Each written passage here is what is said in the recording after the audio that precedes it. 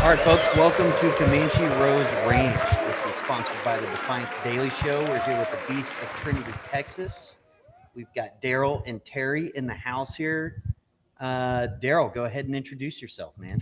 I'm Daryl Jones. I play Deputy Miles Devereaux. Daryl Jones. Terry, go ahead and introduce yourself. Terry Weaver. I play Titus Ridge. Mark, go ahead. I'm Mark Pruitt. I was an extra, but I was the best boy. He was the best boy. My name's Travis Roberts. I played Terry's counterpart there, his partner, and a blast from the past scene. Really appreciate you guys joining us here at Comanche Rose Ranch here in Groesbeck, Texas. So, Terry, tell us a little bit about what's coming next. We've seen 2 world premieres. Right, the first one sold out. We got a second one in there. I'm sure it went fantastic. What's next? So there's a lot coming next. I don't know when this will be published, but we do have another screening. So if you want to know how you can watch The Beast of Trinity Texas, you got to go to the website, thebeastoftrinitytexas.com. You may be able to get into a theater with us and the actors. Those are going to be limited, special. Like you said, they're selling out. So, and where's this one going to be located? This one's in the Woodlands. Okay. In Montgomery County. Yep. Woodlands, Texas. For those that are coming from other states. And we have a date. Yeah. So October 25th. Yeah. October and then 25th. Okay. I think shortly after that, we'll be out on multiple platforms, but we're still working on the distribution stuff. So distribution still in progress. Again, folks, that's beastoftrinitytexas.com. That's beastoftrinitytexas.com. The Beast. The Beast Beast. of TrinityTexas.com. Please make sure to check it out. Show your support. Get some tickets to the premiere. I think we're all very anxiously awaiting the distribution side. I know I got a lot of family and friends that are asking, when can we go and see this movie and everything? So really exciting stuff. So They can go see it in the Woodlands on October 25th. Yeah. on October 25th, go and see it. Go and see it live. Get your tickets now. Go and see it live. And now, Terry, is this going to be like another premiere event, the red carpet stuff? We'll have a red carpet out there. We'll have people taking pictures. It'll be more than just a movie. I can say that for sure. Would you say it would be an experience? It's going to be an always experience. Yes. It'll be a great experience. Now, this is a little bit of sentimental moment for me here because I know that the film was recorded, some scenes at our offices at Defiance and in my dad's office, which means a lot to me. So, Terry, I really appreciate that. Very, very awesome moment to see that on the screen there. Yeah. And the character, and y'all just did a fantastic job of doing that. So right here, this is the Comanche Rose Saloon. This is my dad's saloon part 2. And I think this is pretty special having you guys up here. So really appreciate you guys joining us. Place is amazing. For having us. Absolutely. So, Daryl, let me turn it over to you, man. All right. Tell us a little bit about getting involved in this movie and your experience and all the fun you're having. You look like you're having a lot of fun, man. Oh yeah. Oh man. So I've known Terry since 2015, and we met at a Bible study at the church, and it was towards the end of my baseball career. I retired due to injury, and I didn't know what to do next, where to go. And we had a time where we were in the group and kind of introducing what everyone did. And I remember Terry saying, he was an entrepreneur, and that always stuck out with me because I've always, back in that time, like 2015, but before 2015, like when I was in middle school, younger than that, the word entrepreneur was just like a foreign word. It wasn't like it was today, where everybody uses it. Everybody's an entrepreneur now. But and so I that word's always been with me. So when he said it, I was like, okay, cool. And then one day I was sitting at a table just like this at the house, and I was going through my phone, and his number was in my phone. I was really erasing numbers and getting numbers out the phone and seeing who to talk to call. And I reached out to him, and he was all for it. I asked for help. And the cool part, I will say this, I was thinking about this the other day. Even though, I asked him for help and mentorship, I personally feel he's never treated me like a student. He's always treated me like a partner. Like I've always had something to value. And that's one of the things that has really, for me, why I've always wanted to be a part of what he's doing, because he makes sure to ask questions. What do you think about this? He doesn't, even though he's like running the show, he's always made me feel like a partner. And so when he asked me to help with this project, I was all for it, man. And so that's how it Terry, started. I gotta turn it over to you, because this isn't the only interview I've seen where people are giving you high praise. I mean, you're juggling multiple things at one time. You're also a lead role in the film, and I think it really speaks a lot to your character. But now we've got 2 world premieres under wraps. So what has this experience been like for you? I mean, we've all heard the story about the inspiration to the film, but at this point, right now, at this point in time, when you look around, what are you thinking, man? How are you soaking this in? Well, let me go back to Daryl, because I think as a director of a movie, you got to be like, one of the big things that you have to be able to do is spot talent. And I feel like I've always been able to spot talent. So when I ran into Daryl and got to know him, I'm like, this guy's talented. Anybody that makes it to the major leagues or, the NFL, they push themselves past what most human beings do output wise. So, plus Daryl's smart. He likes philosophy, he loves to learn. So I knew this guy could do what I asked him to do in the film. And I had to me and Lizzie had to cast about 43, 44 different people for, big roles in the movie. And he's the second lead, essentially. He's top billing, second billing. So he had a huge role to fill, and he did a great job, man. I think that's unanimous. Daryl did a great job in the movie. So right now, I just love what we have. We pulled it off. I tell everybody, making a movie is like running 30 marathons in a row. And that's really what it was like. You just pushing yourself 125% for 30 days straight. It was crazy. And we had a blast doing it, but man, hardest thing I've ever done. I've been in the military. I've started businesses. I've been in, multiple businesses. I've written books. This is by far the hardest thing I've ever done. So talk about from, the inception of the idea and then getting to this point in time. How long did it take? I mean, what are we looking at? People, when just from my standpoint, a little glimpse behind the scenes and the small role I played there, there's a lot that goes on just to get people coordinated and together at certain spots in these venues. I have a high amount of respect for you, Terry, for seeing this come together. I mean, you're coordinating with whole cities and mayors and trying to get these in. Can you speak to the timeline and kind of how did you get all these different people together to even, get blocks of Trinity, Texas, just dedicated to the film and everything? Truly incredible. Can you speak to that a little bit? Yeah, I think it starts with a big vision. So anything that's extraordinary, you got to have a big vision. And when people sniff out big vision, they want to be involved in it. So that's what I knew that going into this, just by studying people that are working at a high level, So it started off with a big vision. I took it to the city of Trinity. We didn't have to get their approval, but you were there at that meeting. We went to the city council. We presented the idea. And as soon as we brought out the beast, they're like, oh, wait a minute. You got a beast? And we started showing them pictures and talking a little bit about the storyline. Their main concern was being made look stupid, because they had a TV show that came through Trinity that made them look stupid. I said, no, this is going to be entertaining. Our number one goal from the beginning was to entertain people. So to speak to the timeline, I started working on this August 1st of 2023. We just did our world premiere. It's September 25, over 2 years to get this thing done. Wow. So you got to be kind of obsessed, which is a good thing. Right. Right. Now, Mark, I do got to ask you a little bit, because I know you're not going to tell. Mark was a major source of inspiration for the film.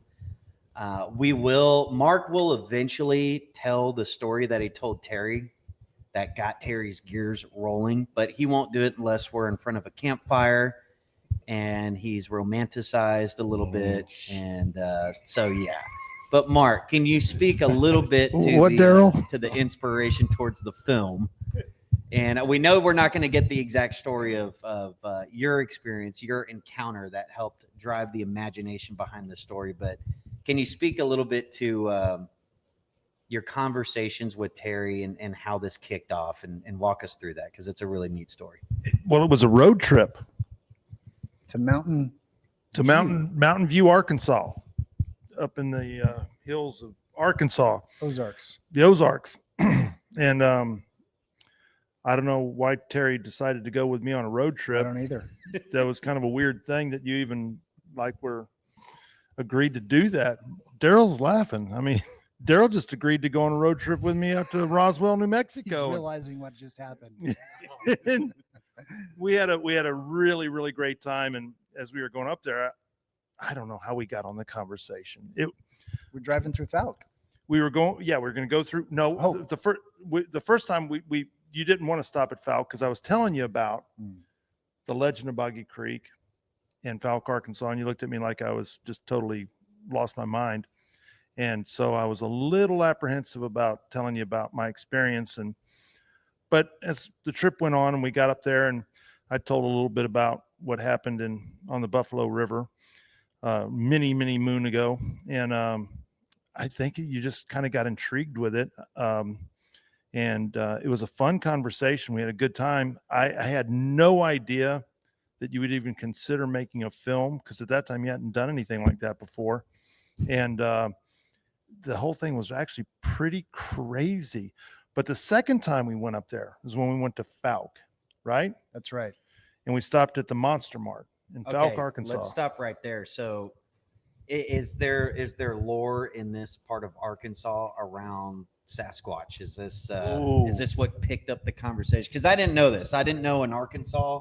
I mean, you're too young. All over the country we hear about this stuff, but please talk about that. Yeah, maybe some folks have seen the old documentary. I think it was from 1973, "The Legend of Boggy Creek," and so that happened in around Falk, Arkansas, which is a little bitty town right on the southwest corner of Arkansas, between right on the border of Louisiana, Texas, Oklahoma, right there in the bottom south of Texarkana. And it's really an intriguing story. I don't know. I mean, it's kind of a crazy thing, but for some reason, when we stopped at the Monster Mart, it's kind of a little museum, and they have a lot of interesting artifacts there about the legend of Boggy Creek and what all happened and what continues to happen. There's still sightings, and I could see Doc, his wheels were turning a little bit, and I was kind of surprised by that, because you gave me a lot of hard time about that, Doc. I'll be honest with you. Yeah. You made me feel pretty foolish. That's okay. I forgive you. That's all right. and as I just kind of kept going, next thing I know, he starts asking more and more questions. And I guess you got bit a little bit by the bug. The Bigfoot bug, I guess.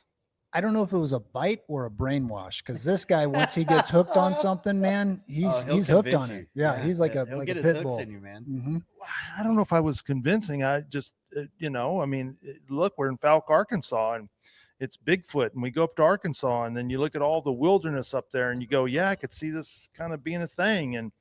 And I guess it just made something turn. And you've always been interested in detective stories and law enforcement, and you're a big fan of what's the show? Bosch. Yeah, you got me hooked on I've heard Bosch. good things about that show. Oh, that's a good great. one. Oh, it's he incredible. got me to watch it, and I was hooked. I've watched every episode. Great show. And so it ended up kind of being this weird meshing. Amalgamation. That's a big word. Amalgamation. Amalgamation of Bigfoot and law enforcement, and this story of a lot of different dynamics to it. And man, you just came up with something that, obviously you're an overachiever, and you took Bigfoot and a bunch of other stories and veterans and came up with this incredible script, and here we are. Yeah, that's really that's incredible. Yeah, Terry, speak a little bit to that. You had a lot of veterans in your support. in the involvement in this film. Can you speak to that a little bit? Yeah, part of the lead character's backstory is he's in the military. So I really wanted to pull on those strings. I served in the military. A lot of the inspiration came from my time in the military. Early on, I had a partner in the film. His name is the Muffin Man. And he was a part of this for a very long time. He had to back out due to some personal stuff. And we served in Iraq together. So we brought a lot of those storylines through. And one of the first trips that we made to Trinity County, we stopped at the VFW Memorial Bridge. And I said to Mark was with me. I said, Mark, we gotta use this somehow. And so we did. I worked it into the script, and we had a lot of veterans in the film. We had some who acted as veterans, but we did have a lot of veteran extras. I think we had close to 50 veterans in the film. Yeah, that's awesome. It's pretty cool. Awesome. And that's a curiosity question on the mind. You pass the bridge, like where do you go? Where do you go to be able to film there and to stage everything up? Who do you talk to? What's the steps in the process? It sounds sexy, but it's not. You basically have to bug a lot of people until they answer. So we started reaching out to everybody, rail authority, highway authority. Turns out you got to get permission from the highway authority, Texas Highway Authority, or whoever that is. Anyway, we had to shut down the bridge. We had to hire officers. We had to, make it safe. And Dennis Johnson, another vet, one of our producers, Dennis, he was in charge of all that. He did a great job. So without him, man, we'd have been a mess.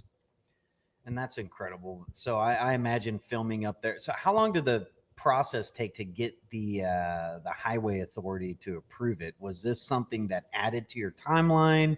Was this or was it, you bug them enough, you get it done? Yeah, 3 months. Factor in 3 months to shut down a bridge.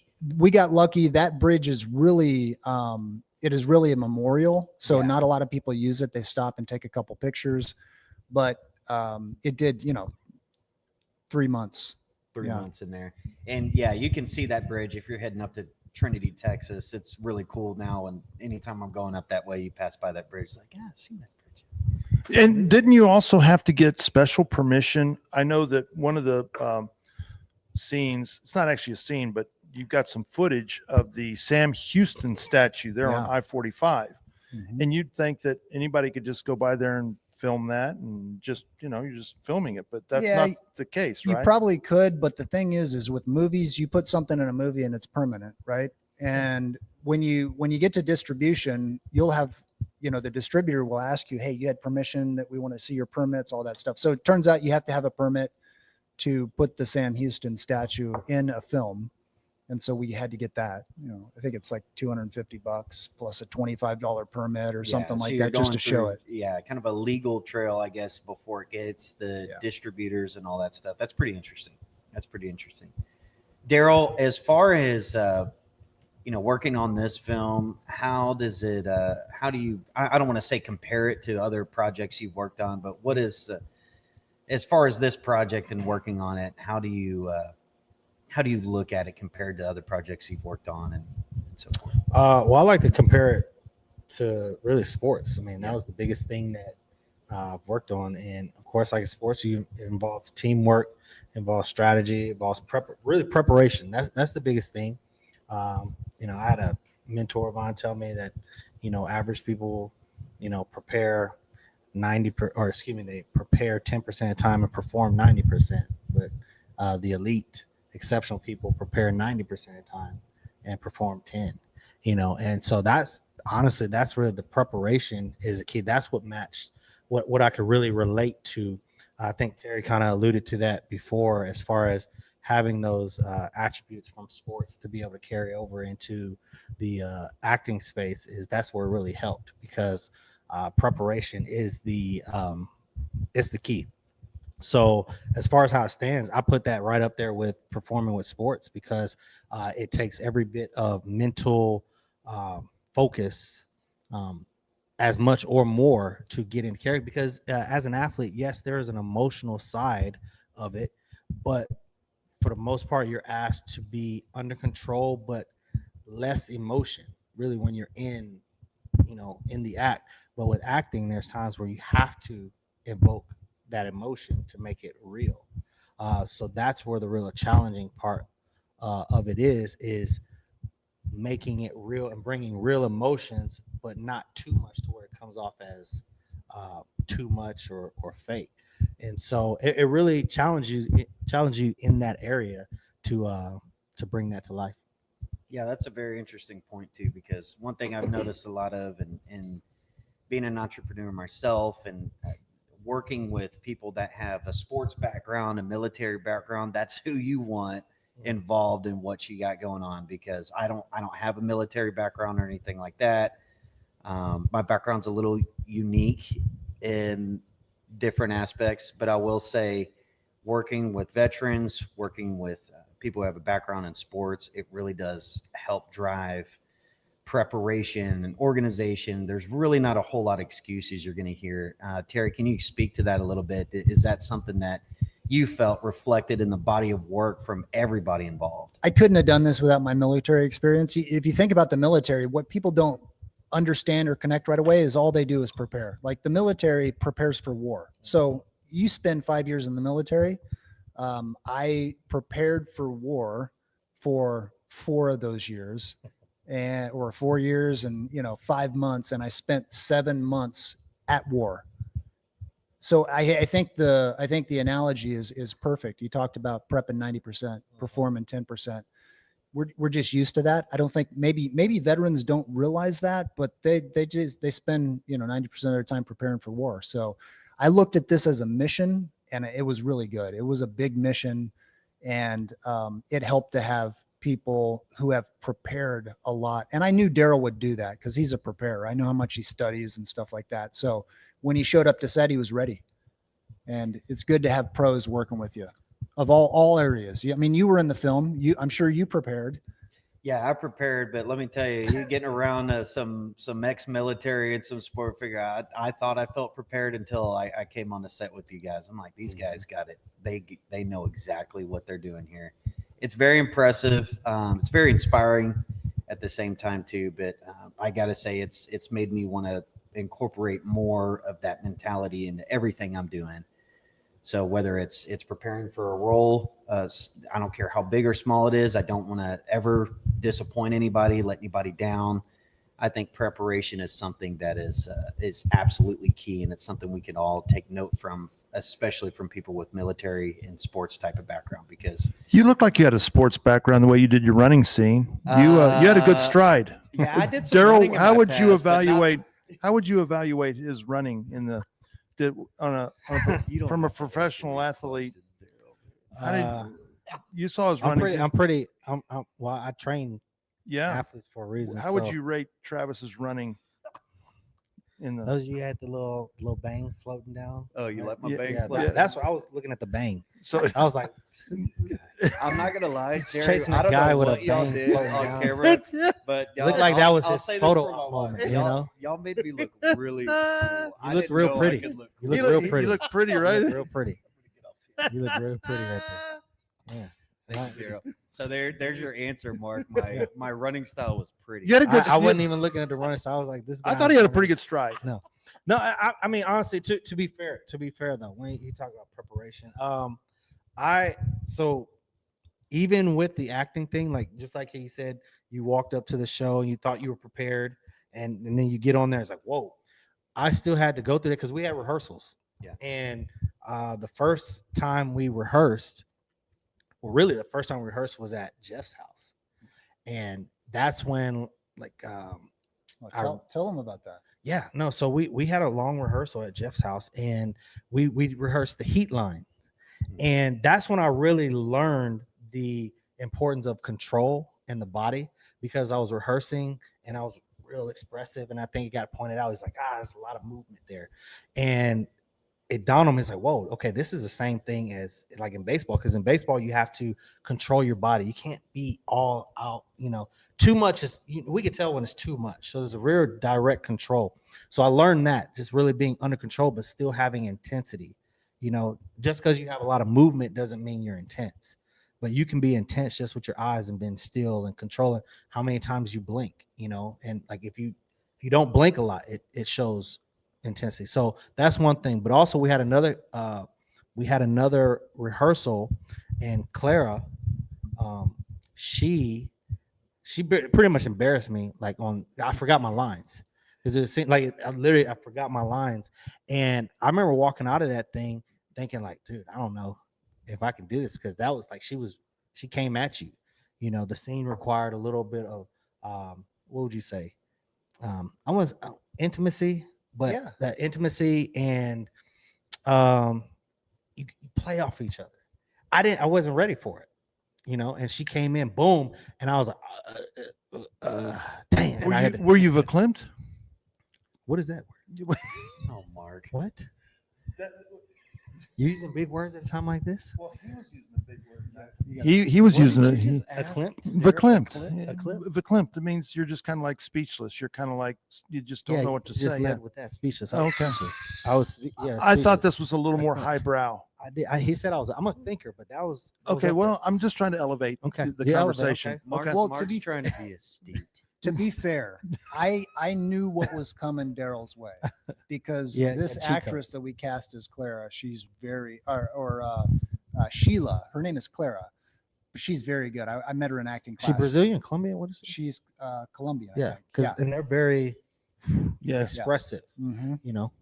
So I kind of knew this was coming, and I kind of knew that Daryl needed to go through this to get to where we needed for him to go. Right. And Yes, so I did. I expected this to happen, and I figured Daryl would take it as a learning lesson, go back home, hit the books, study the script, and come back prepared, and he did. Twice that happened though. Twice Really? with Bill over the phone. And I knew the lines, but I know I didn't come prepared the way I needed to come prepared, because this is rehearsal. Well, could it have been that you just didn't know what to expect? That was a part of it, but there's a part you can say ego or relying on, memorization. So memorization is not, that's the scope of it. You have to memorize just so you can add the passion and all the extra stuff to it. And when you see the scene in the movie, you'll see why, because Bill is very good at what he does, and even when we were on set actually filming the movie, and the cameras are being set up, we're not even taping yet, and he's over there, growling and doing his stuff, and I'm like, no, bro, chill out, bro. But he's in mode. Like, I asked him a question, he's sitting there. You thought he was pissed at you. No, I knew he's in character, but I was like, man, he's serious, like he's for real. But that's the point. Like, you have to, because I can get serious. Like, I'm an off and on guy. Like, when I'm off, I'm off. I can joke around, I'm playing around, but everybody's not like that. Some people are on when they get on. They're on. I've read a little bit about that, Yeah. about how some of them call it method acting. Yeah, they're in there. But there's some aspect to it too, where some actors have explained turning it off and on.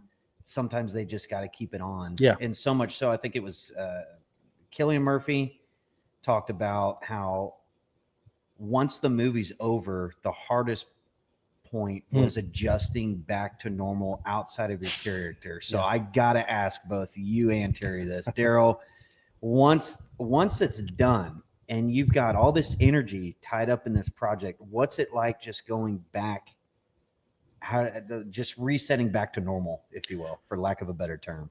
I'll say, I kind of alluded this already. I'm kind of, like I said, I can turn it off and turn it on.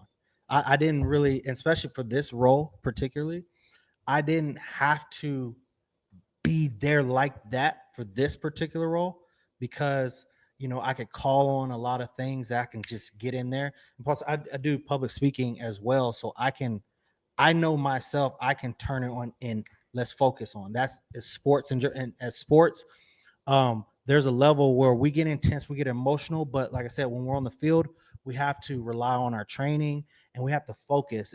It's less like getting into characters. It's, hey, it's time to lock in type. Which is extremely difficult, folks. That is we not trained to do that. Yeah. That's where training comes into play.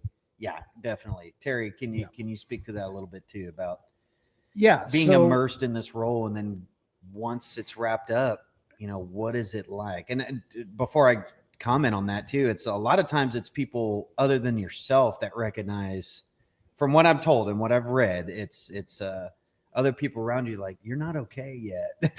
You know? Yeah. So yeah, sorry, Terry, go ahead. Well, no, that's right. Some actors can turn it on and off. Like I've listened to a lot of interviews with actors, especially my favorites. And I think Denzel's famous for staying in character. Yes, You've talked about that. Yeah. My favorite actor, Christian Bell, he's kind of known for staying in character. That's why he's so intense. I was in a weird spot because I was the director and the lead. So I was like on from 5 a.m. till midnight every single day. That's a lot. So I had to kind of stay in the zone. I didn't have whole lot of pleasure. I was just kind of turned on, focused 100% of the time. See, that's just incredible. I mean, being immersed in a role like that and directing and writing, I don't know how you did it, Terry. I'll be honest, but very impressive stuff, man.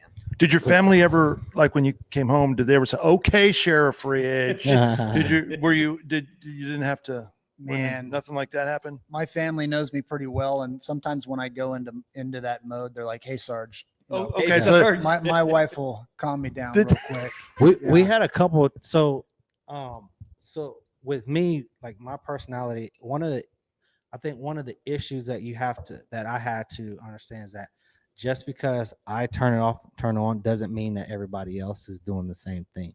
And so sometimes on set, like even talking to Lainey, we were in the office and she would constantly be talking to me in character. And I'm like, what? Like, what are you talking about? And she'd answer, I'd ask her actual question, like, how's your family? She'd answer back like something that had to do with her character. With her character, I'm like, bro, wait, are you in character? So I'm like, what are you doing? But understanding that for the sake of, what would you say, the focus of the whole, for the whole team, understanding that, hey, when we're on set, be on set. Like there's a time and a place. And again, everybody, you got to know when, but there was a couple times where I, make her joke or two and Terry would, You say, really? Yeah. Because I get a Well, lot of that. I mean, I get a lot from him on that. I mean, to be fair, again, like you said, he's running a lot. Yeah. And this is his baby. Yeah. And how do you look at your baby? You protect your baby, and you want to keep the thing focused and rolling. There's a lot, and so I understood that, but like I said, sometimes you have to be reminded and that, hey, because even in sports, like we're joking around, we're doing, but when it's time, it's time. But again, that's sports. Here, a little bit different because certain people need certain focus, and that's one thing I learned, the difference. So it was a learning experience. Mm-hmm.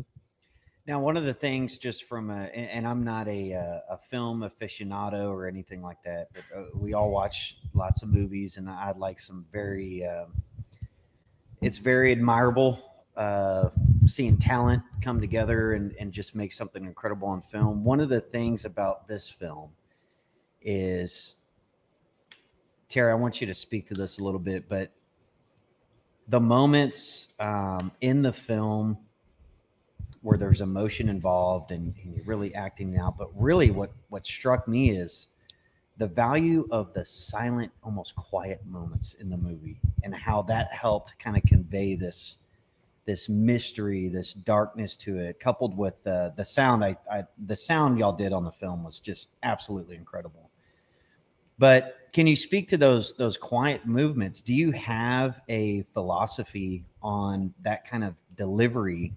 And was that incorporated in large part of the film, those kind of subtle moments where you're just watching reaction, you're not really hearing anybody talk, you're just immersed in that little moment? Was that a big part of putting this together? Yeah. So on the director's level, I think as a director, you have to create an environment where the actors can do exactly what they have prepared to do. So these quiet moments, I would say a lot of that is due to the environment we created, the genre that we're working in, right? This is a very moody, tense, a lot of conflict, a lot of drama. So we created that in the writing, in the blocking, in the locations, but the actors brought the emotion. And so the cool thing about acting is you feed off of your scene partner. Yeah. And so we talked through every single scene that was an important scene. And we knew that we had to clear the set when we got super emotional. And we did that. And the actors brought their A game and it turned out really well. I think the genre that we're working in, the mystery genre, I think it's, that's kind of a part of it. There's a lot going on, a lot of subtext going on, a lot of mysterious movement, a lot of, thinking. And so I think credit to the actors because they brought it. Yeah. Yeah. And it really does show up in the film. It absolutely shows up in the film, and it's very fun to watch. So again, folks, that's October 25th in the Woodlands. That's going to be the next premiere. Make sure to get your tickets at thebeastoftrinitytexas.com. One other question I have, and Mark, I need to let you ask some questions here because I feel like I'm hogging it. No, you're good, man. But Do it. I got, yeah, man. Terry, can you talk about the? I imagine when you're putting this together, you have a timeline to work on.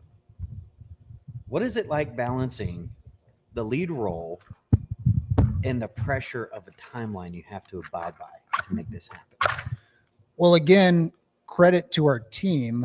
We had a good AD. Shout out to Chad. We had some great producers, but I would say that managing all the chaos was definitely stressful. And people would come up to me and ask me if I'm okay because they could see that on me. It was just a pressure cooker. We had to get certain things done with certain timelines because we had locations where we were only going to be there for a day or half a day. And then we had to move to our next location that same day and perform at night. So just a lot to balance. But if you have the right people around you, I'll tell you a little story. One of the last scenes that we filmed, it was a makeup scene. So we got the movie done, we watched it, we edited it, and we said, okay, we need to go back and do these things. It happened to be with the Beast. We had the Beast out one more time. My youngest son who plays in the movie, his name's Liam. He's in one of the opening scenes. He's the young boy at the campground. After we wrapped that, we were done with the movie. I looked at Liam on our drive home. I said, how was that? And he's like, oh man, that was so cool. And I said, Liam, you can pretty much dream anything that you want and bring it into reality if you have enough drive and the right people around you. So yeah, I talk about the team a lot because this wouldn't be a movie without a team.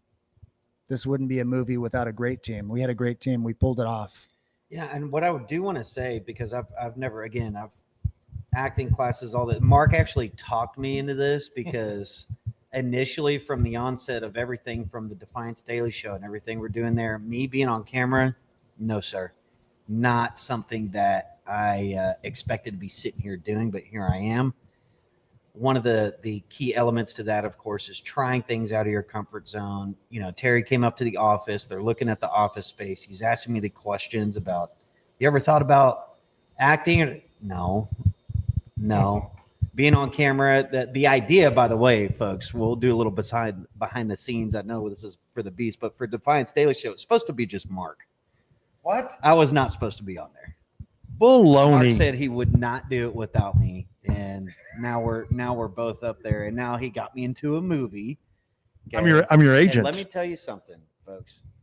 We show up to Trinity, Texas, and in my mind, I didn't really understand what all is involved with putting something like this together.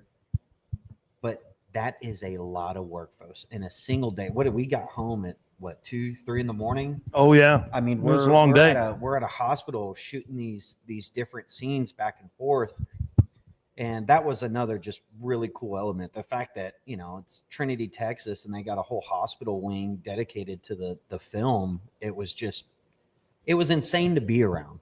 But the retakes and the pressure that's involved, after a certain point in time, like how that he's going to go and wake up, do this tomorrow somewhere else. That's all I kept thinking is, so can you speak to the, each scene that you're setting up for, how much is actually going on behind just to get to that point? Oh, a ton of, it's a big question. I know. But. That day in particular, we did the Houston flashback. We had a fire truck on scene. We had a police officer there.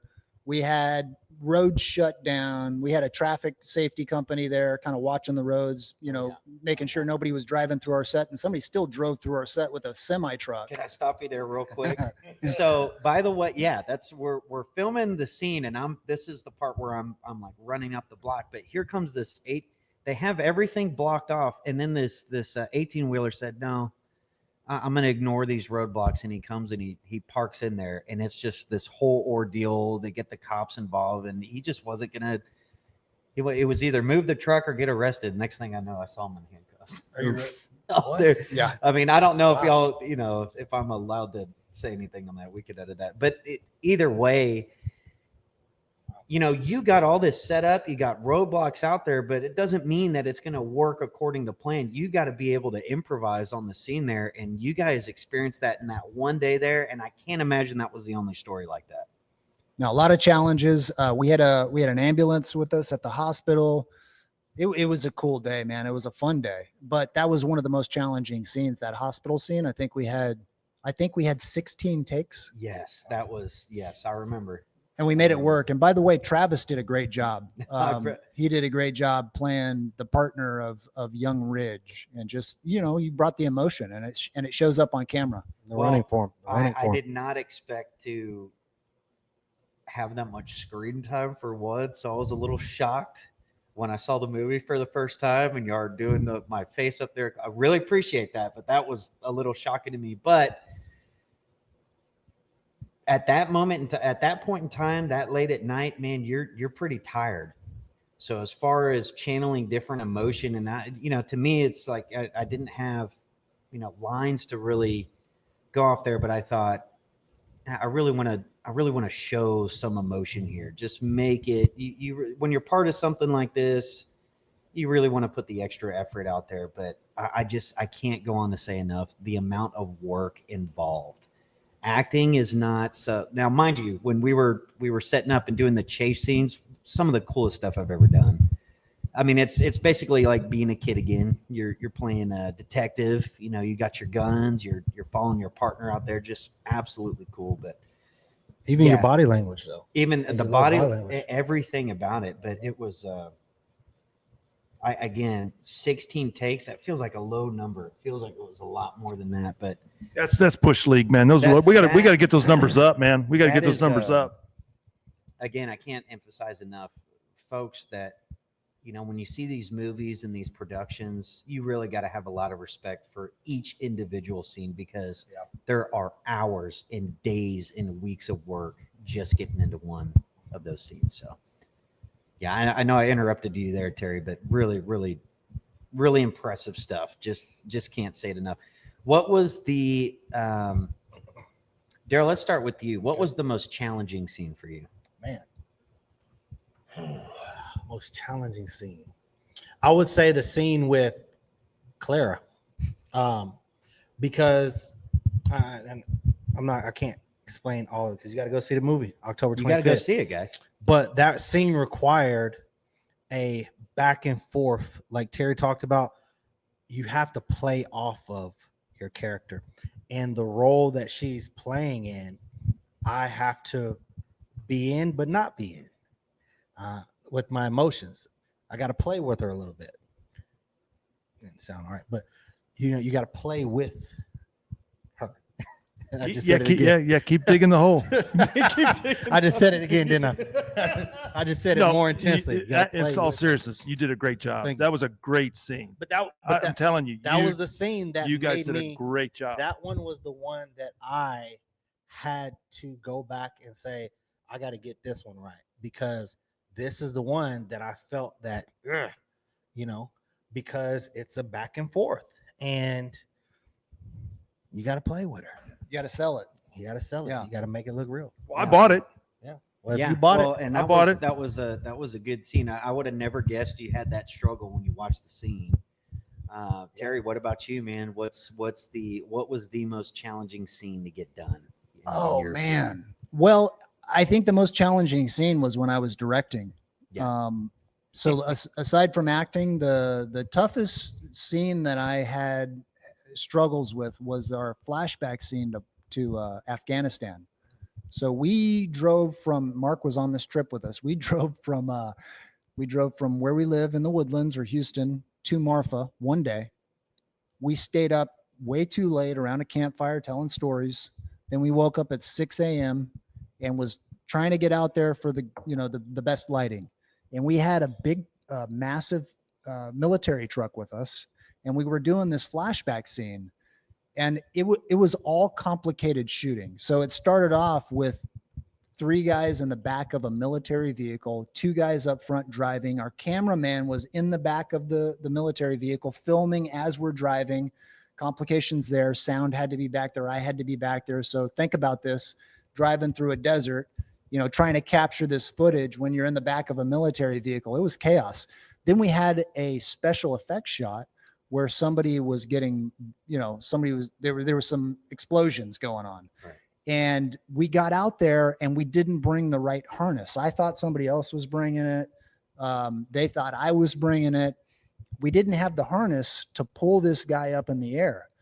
So huge credit to Jordan Bradley, which we should have. Yeah. Jordan killed it. Jordan's our DP, our director of photography. He's in charge of the image, with my help, but he's filming everything.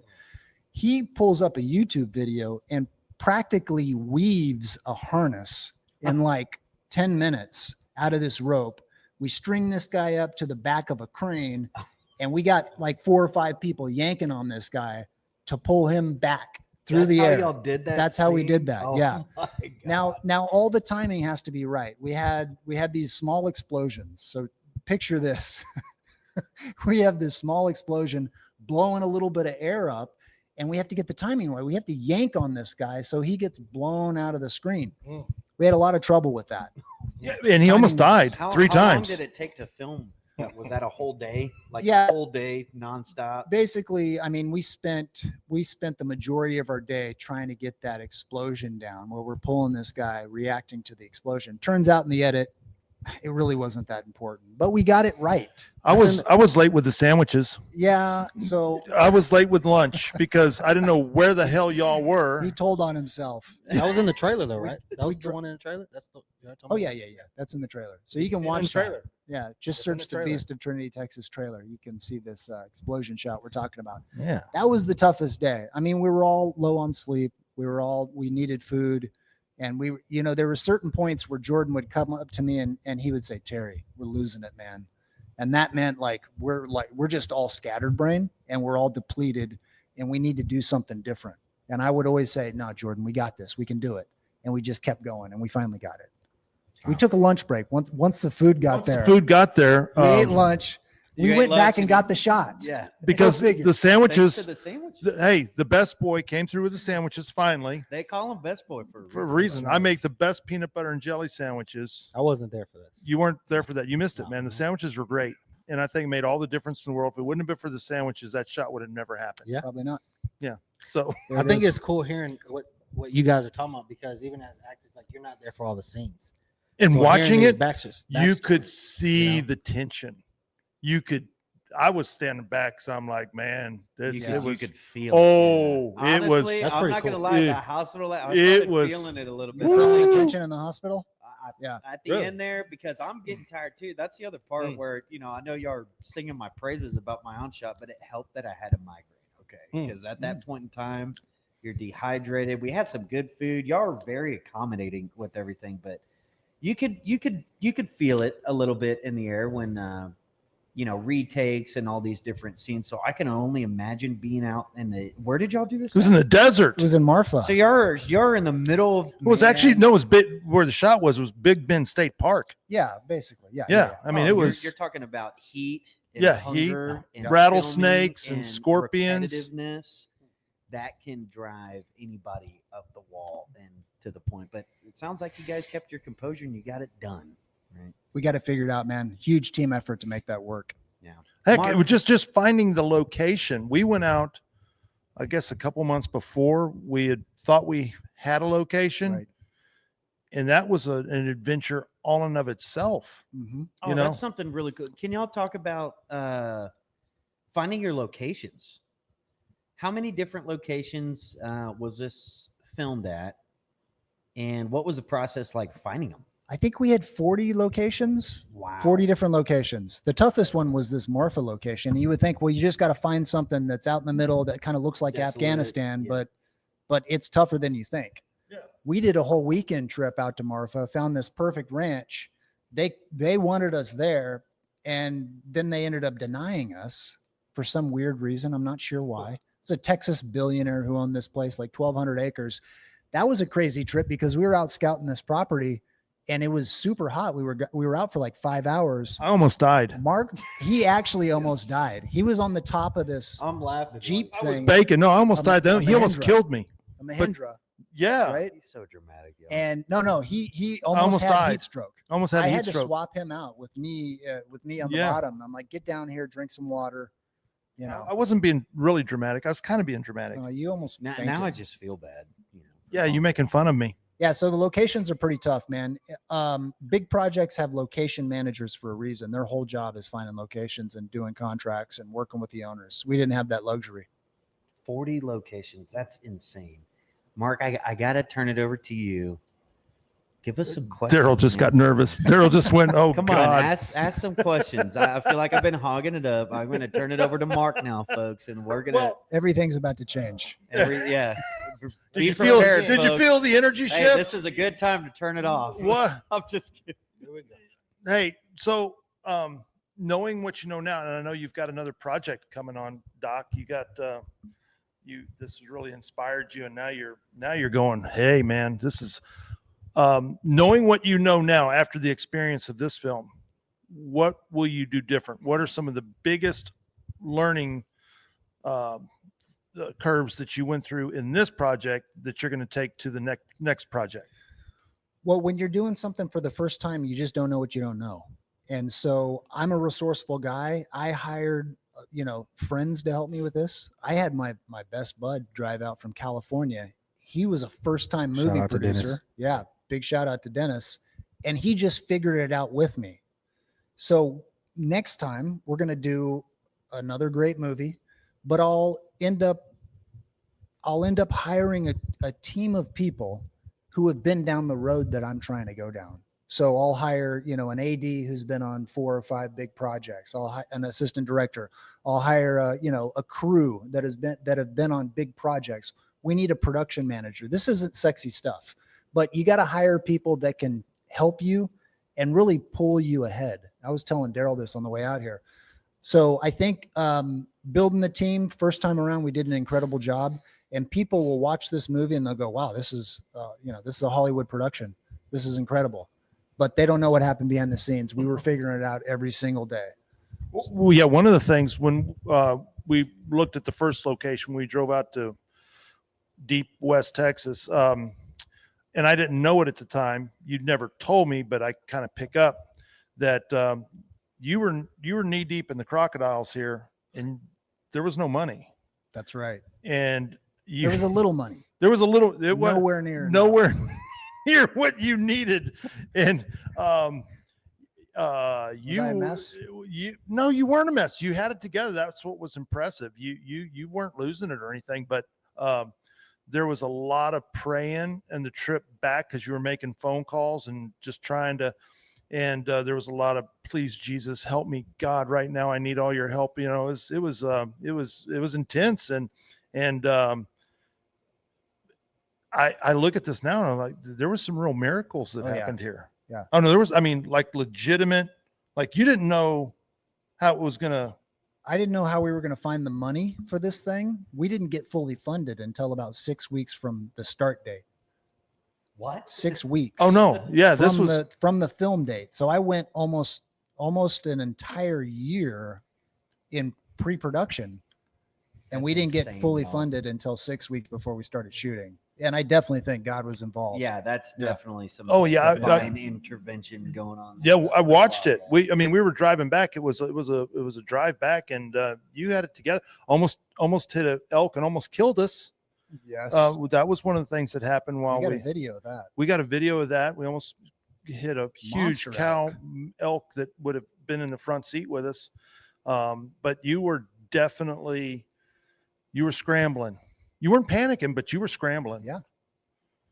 And I thought that was very interesting. I'm going, man, this is going to be crazy how this is going to finally come together, because you were making some phone calls. We did it. That was to me, that was amazing. So one of the other things I was, well, some of these were already answered. What would you say was your biggest surprise through this whole process, or maybe even up to today, maybe including the premieres? Was there something that you like were just totally surprised for? You just never thought in a million years, and you're like, holy cow, I didn't see that one coming. Well, I think it's the overall product. Like, the biggest feedback we're getting from these premieres is, I'm sorry, but this is much better than I thought it was going to be. So you see a monster movie and you're thinking, well, I don't know. Well, that's the thing with the Bigfoot genre, because you can go on Amazon Prime and plug in Bigfoot, and there's going to be 100 Bigfoot films come up. And this was a concern, because you didn't want to be, because I wouldn't call this a Bigfoot film. Okay. I wouldn't. And I like, all that. And a lot of them are very cheesy. They're not very well done. But there's a cult following out there, the Bigfoot thing. But this is by far the best produced, best quality film with a Bigfoot component to it that I've ever seen. And I think people are going to be just the creature itself, the beast itself. And I know that's a whole nother story about how you got the people, the makeup, it's truly amazing. It's a real beast. Yeah, let's talk about the beast. So we hired some people in Ohio. Well, it started off this way. I found a costume designer, Lynn, Lynn, and I took her, shout out to Lynn. I took her some drawings from an artist, and I said, hey, this is what we're looking to do. And she said, well, I can do the costume, but the mask, I think you should find somebody that specializes in masks. So we had somebody build this mask in Ohio, ship it to us. She put all the hair in it. She built the costume. The costume took 8 months, and it was our most expensive part of the movie. Really? Yeah. Wow. Yeah. We're talking like 10 grand. This is a handmade costume. Handmade costume. Yeah. Which is going to be awesome at Halloween. We had a team of 3 people putting this on our actor. Yeah. So He's artists. Man, I'm thinking He wants us Halloween. to throw a Halloween. I party. already know what's coming. This is going to be I'm great. down. I'm down. I'm down with it. It would be awesome to have. I mean, or we could get somebody dressed up in that maybe, and then have them like out here have them run across the road in front of a. Why don't you ask your guests if they think we should throw a Halloween? Oh, I think we should have See a what the feedback Halloween looks like type on of that. a, If we and get everybody come as a beast, their own version.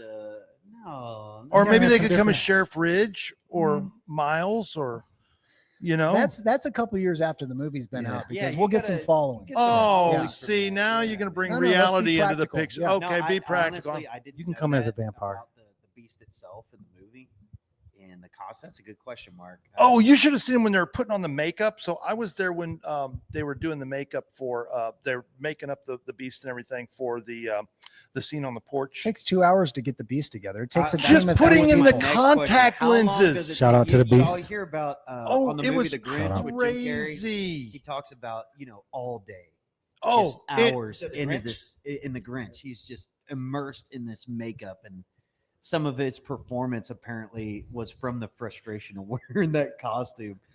Talk about the costume production for the Beast, and was it a intense makeup ordeal? How Oh, long did it take to put him together? And was there some stressful moments? Well, the most stressful part of the entire process was our first actor to play the beast didn't work out. There was just a lot going on, and we both decided, okay, it's not going to work. So then we're 5 weeks out and we don't have a beast, the actual actor. Big shout. You had a beast. yeah. have Oh, a yeah. beast. Yeah. We You got have the the beast. Yeah. beast. You have The We beast. need somebody that can fill out this costume that we built for this guy. We Right. measured this guy. This is a large Human. Yeah, large human. Yeah. So I'm looking at Dennis going, hey, Dennis, I need you to come to a dress rehearsal and I need you to get in this beast costume to see if this will work on you, man. He's like, okay. Like that's it. Like Dennis is all in. He's either 100% in, 100% out. So we get him over there and he's cool as a cucumber in this thing. He's laying out on the table, posing and shit. And I'm like, Until he okay, had to pee. this guy's a gamer. Yeah. All that being said, we get there on the night of, and you're in that costume, and it's like late summer. We're filming in like, you it's know, humid, October. It's hot. Oh, It's yeah. hot in October in Texas, Oh. man. And Dennis, he's patient, but he got a little ornery sometimes in the Beast, which can work in favor. Yeah. He's still the only person that looked at me. I'm the director, and he's like, okay, we got to go again. And he just walked off like, we're going to go again. So go again, meaning we're going to do the scene over. And he was right. We needed to get it right. Rumor has it he lost 23 pounds in that first shoot. You just made that It up. was good for him. Though. This It's is- good for you. Y'all watch out for Mark, folks. And I heard he lost 23 I'm your pounds. friend, Dennis you told do. me he lost 23 pounds. I don't think maybe over the course of the filming. Well, I think that one scene at one day. Yeah, he lost 23 pounds Okay. and he sweated. Are you sure? Maybe the other way. Oh, I'm sorry.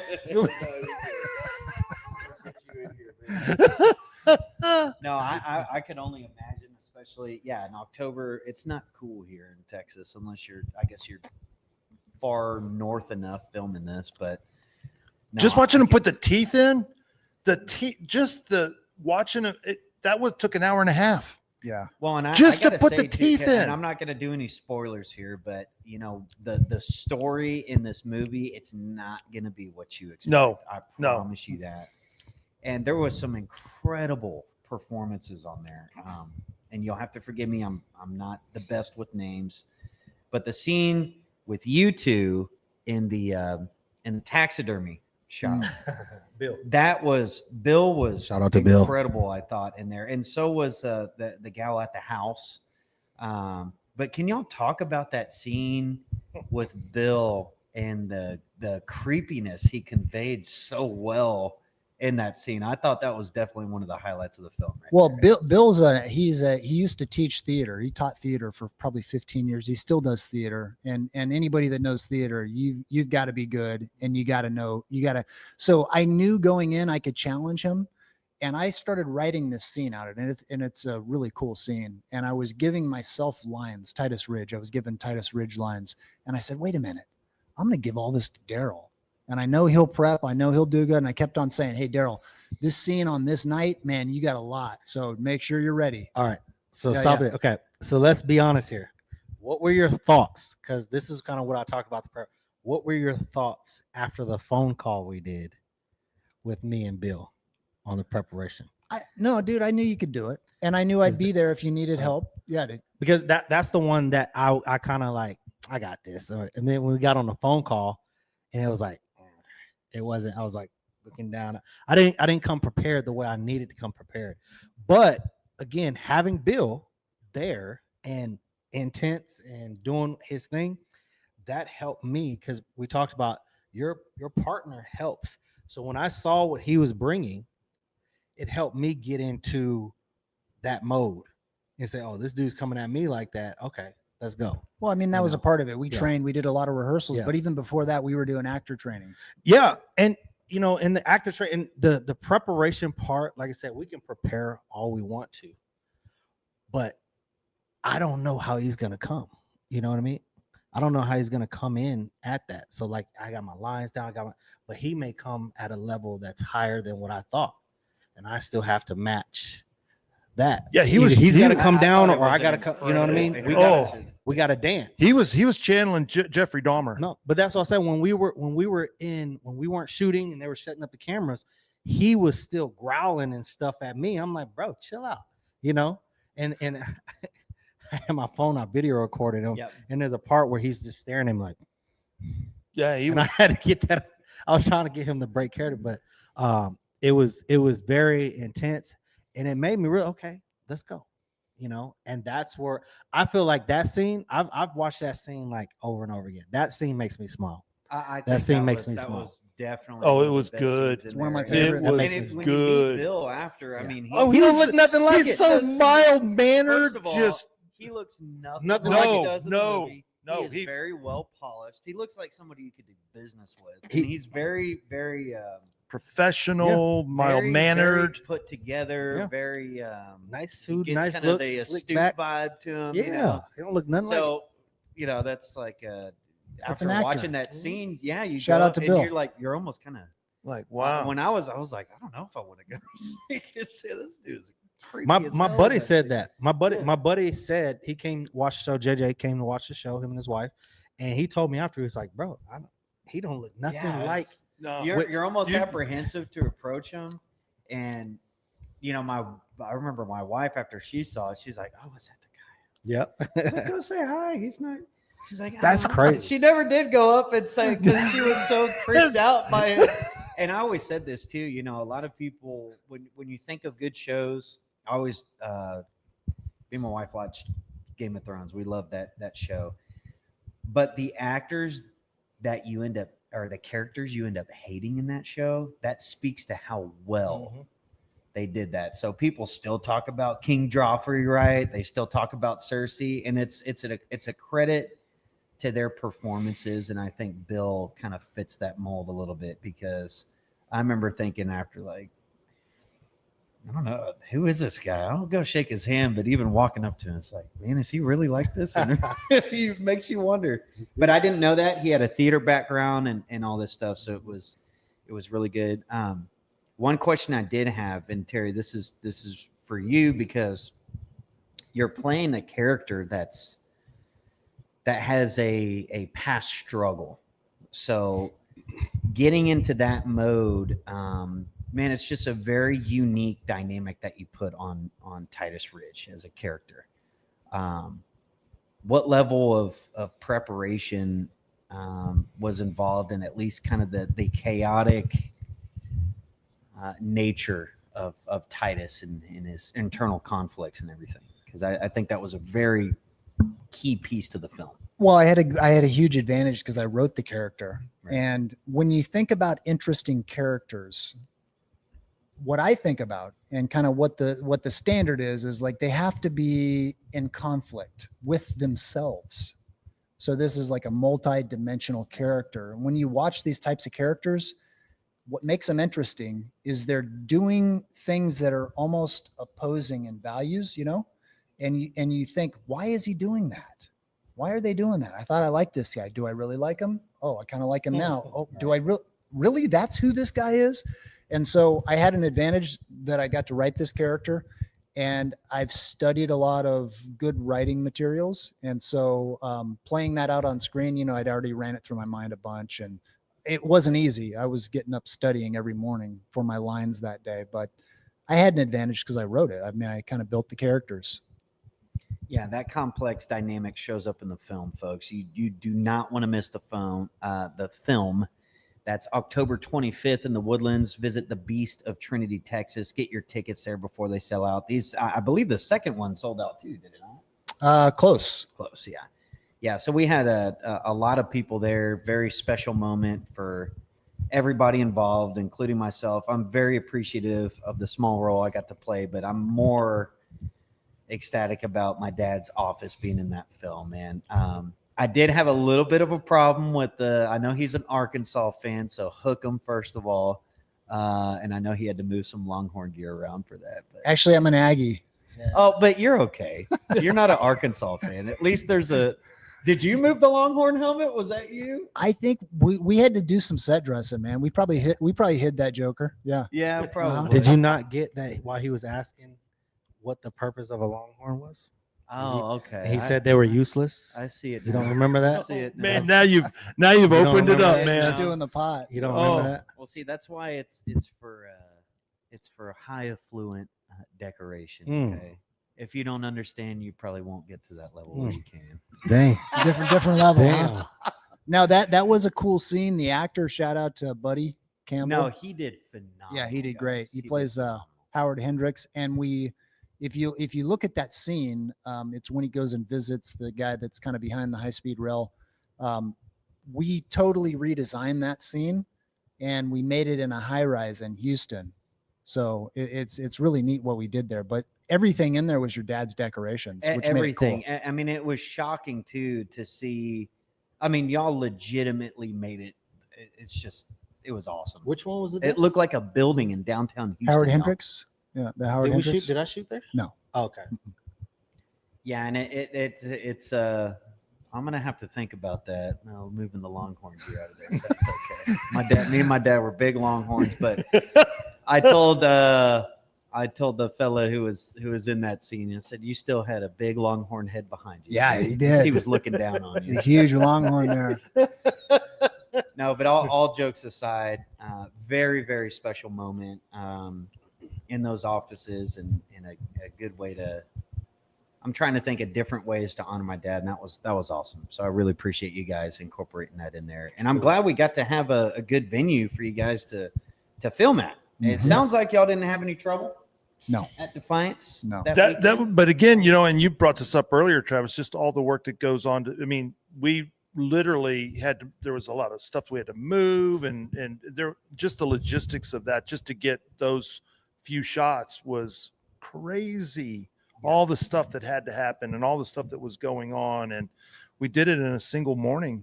I think we started early on a Saturday morning or something like that. And by that afternoon we were done, and you guys were out the door and off to a next scene you were going to shoot. Yeah.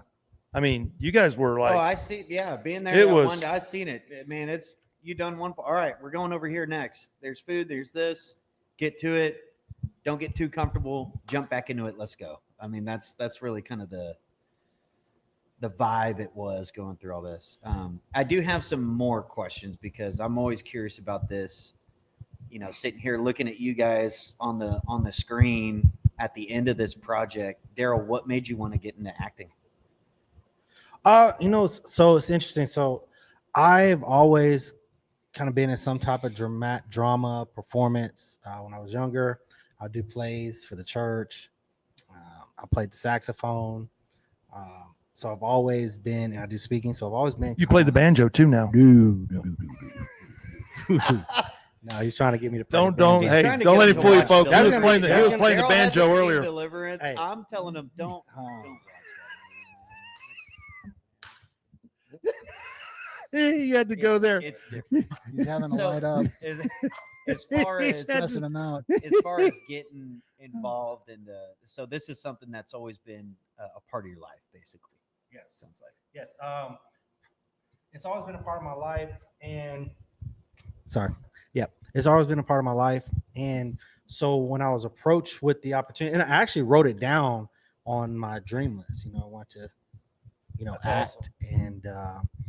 And when I actually was going through a rough period at the time before Terry approached me with this, and I was getting over some things. Life happens, and sometimes you just need a spark, something to get you back going. Especially being an athlete, my whole pretty much majority of my adult life, I've been known as an athlete, and that becomes your identity. Especially as a man, you whatever I'm doing in my career, that's what I am.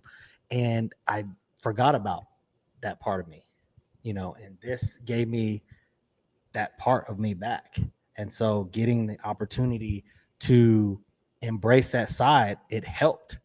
And that's really what got me back into. So to answer your question, I've always been in some type of performance entertainment type industry, but this right here allowed me to really access and say, hey man, I could do this thing. So after this project, is you get the bug now? Yeah. I mean, are you looking for an agent? Because I'm an agent. I'm Travis's agent. I can be your agent. Are you looking for an agent? I don't know if I wanted. What? Dude, I just gave you a banjo lesson. This guy's been in multiple films since The Beast, man. He's been cast in multiple things. We got another movie coming out soon, and we'll talk about that later. But this is definitely, I feel like it was a door opening moment. And again, I'm thankful for Terry. Terry has always been, since I retired from baseball, he's always been that guy there that he'll call just at the right time, or come, hey, let's do this, or hey, you guys don't know, we went to Austin several years ago, and I was at the baseball park and just training, and he called me up probably about 9:00. Hey, you want to go to Austin? I was like, when? Now? By 10:00, we're headed to Austin, and we're he was writing a book at the time, and he wanted to get some inspiration. And somehow we ended up on the rooftop of some expensive hotel because he convinced the people that, hey, I'm writing a book where we need to get some information. We're doing all this research, and they were like, yeah, go up. And so now we're just hitting the town, and taking pictures. We snuck onto UT. your field. We Yeah. got on that field. You got on We DKR's snuck. field? Yeah, they were doing. What'd y'all do on that field? Huh? Well, first of all, we got to talk about how we got in.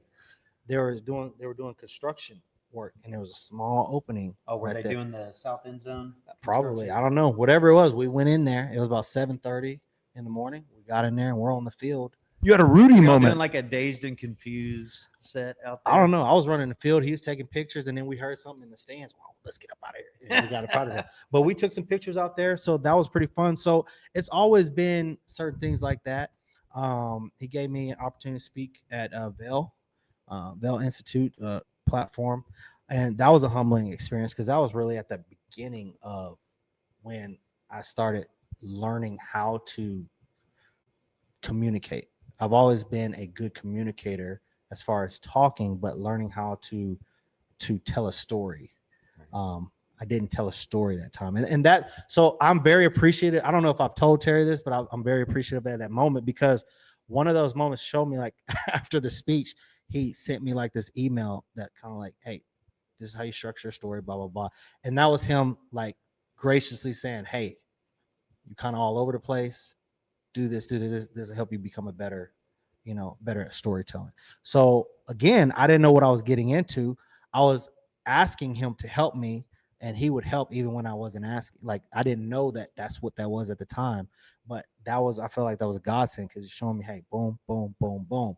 And so ever since then, like I said, those are the type of people I want in my life, is that they want you to get better. They're not going to tell you, hey, you did a good job when you didn't do a good job, or you know what I mean? Like, or when you need some help in this area. And so to this day, I'll always remember that. And so those are the type of people I show up for, people that know that, hey, I want you to do well. Yeah. If you can take the criticism, you can take the heat, let's get better. And the same thing happened when I got on set. He pulled me aside a couple of times to say, hey, no, don't do that. He does that to me all the time. or the time, Everybody here does or the that. time he's like, hey, why don't you come ride with me for a little bit? Come sit next to me and talking to me on the way, And so, but again, I've shared things with him about my personal life and things. So he knows things about me that a lot of people don't know. So he kind of has that advantage of speaking to that, say, hey, let's get back to focus. Let's do this. I know you're capable. This is what I expect. You're here. You can do it, so. And Daryl's he's a great example of a consummate professional. I think of guys like, Jordan or Tiger Woods. Steve Pressfield talks about that. He's one of my favorite actors. And he said the guys at the highest level have coaches for a reason. Yeah. And Daryl's very coachable. So if Daryl would have put up a fight that first time where I went to go give him some feedback after that speaking engagement, I would have said, okay, this guy's not for me. But he's like all ears. And he's like, okay, here's what I need to do. Boom, boom, boom. And the next time he spoke, he got better. I've seen him speak since then. He got better because he wants to get better. Yeah. Well, the funny part about that is what opened me up to that too as well is right when I got out of the speaking engagement is my mom was like, you didn't even tell your story. What was that? And I'm thinking, and then so the next day he sends the email because I'm fighting her. I fought her so I wouldn't fight him. You know what I'm saying? So she opened me up to say, like, because I know my mom now. This is the same person that after a baseball game, as a professional, I'm a professional athlete. She comes to my game and she has a whole list of saying, hey, you're talking too much during the warm-ups. You're not paying attention. But I had a good game. I'm like, woman, I get paid to do this, right? And she's giving me critiques. And so she had critiqued me. So I fought with her. But then when he sent the email, I was like, dang, I had to really evaluate, okay, maybe I'm not there like I think because as an athlete, you still have that ego. And I know I'm talented. Like, you can figure out like, okay, I'm good at certain things, but you still have to refine certain skills. There's skill and there's talent. And what I needed was skill development. And that's what this challenge is skill. And you need people in your life to help you do that. Yeah, I noticed that on set for the day I was there, very coachable. Terry's doing the same to me. You had your the assistant so director. bad with- And Lizzie, yeah, too. He, Lizzie. he would pull me aside and he's just like, look, this in here, this is what it's going to be. It was very encouraging because I don't know what the hell I'm doing on these things, man. But they give you a good visual kind of, it puts you in the zone. I mean, that's the only way I could explain it. It's like, man, okay, this is some good coaching. These people have been around a lot of different things. So y'all did that with everybody, Terry. The whole crew there, helping the actors and everything. It's incredible to see. But He coached me one time. He said, Mark, do you even know what a best boy does? And I'm like, I thought you were going to tell me what that was. Okay, let's just come out with a story. So Mark has been a part of the production since pretty much day one. Me and the Muffin Man decided we're going to make a movie. And I called Mark and said, okay, we're going to make a movie and it's going to include Bigfoot. And that just sent him over there. I'm in, right? You said Bigfoot, Mark's in. So once he knew we were doing the movie, he said, I only want one. I'll do whatever you need. I'll do whatever you need. I just need one title. I need one credit. And I said, okay, what is it, Mark? And he said, Best Boy. And I said, how'd you come up with that? And he said, well, I watched the credits of many movies and the last name in there is Best Boy at the very bottom. And I said, you got it, but you got to do whatever I say. And he did, man. He did whatever I asked him to do. Except for I was late with the sandwiches. Can you drive to Marfa? Yes. oh yeah, let me tell you Multiple something. times. Yeah, Yes. Mark is like that. I know. He's I a know loyal we dude. rag on him here a lot, but Mark's. I'm gonna harp on you, dude. You're very dependable. Yeah. You're very optimistic. Well, thank you're you. You're bright and full of energy, and I know having you in a team capacity, I can't say enough to it. I'm not going to get all misty eyed on here, but really appreciate you. Misty. Mark. Well, I appreciate good every man. one of you guys. He's a good man. You guys are awesome. But I got to know from Terry, what about you, man? What made you want to get into this arena? Okay. Where does this So start for Terry? make a long story short, I was in getting ready to go into Iraq, and me and the Muffin Man and the Squirrel, everybody has nicknames in the military. I was the Jackal. We had the Muffin Man and the Squirrel. It was a very intense time when you're going into war, and we put on a good face, but everybody there is scared, right? We don't know if we're coming home. So you cut up and you do things to relieve that pressure. One of the things that we did is we took our cots outside of our tents and we'd set them up right at dusk, and we would lay on our cots and watch the stars. And the Squirrel, this guy Kyle, he would tell us funny stories, and this dude is a freaking nut. If we could ever get the Squirrel and Best Boy together, it would be unhinged. It would be unhinged. Just he's outlandish and just a goofball.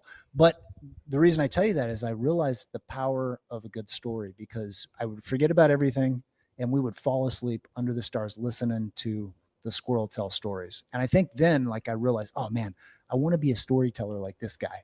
He had something. He was a great storyteller, most entertaining guy out there. And so over the years, I've tried to become a better storyteller. And I got cast in a TV series, and I got cast in a movie, and I got cast in another TV series. And after being a part of 3 or 4 of these in an actor capacity, I thought, man, I think I can do better than this. I think I can create something really cool. And so that's when I decided, okay, I want to do my own movie. Oh, that's awesome. Let me tell you something about Terry, because we had I can't divulge the details of the meeting, but we came to the office and, it's an idea, just kind of spitballing this idea about this movie, this incredible story, without getting too much into it. But Terry shows up and he's busting out these books, man.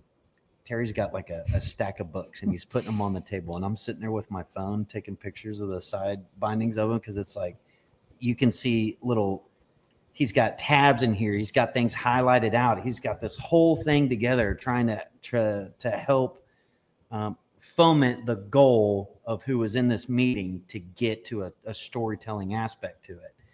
And that right there, I said, that's why I was sitting there taking the pictures, like, this dude, no, he's coming because you're obviously very passionate about this.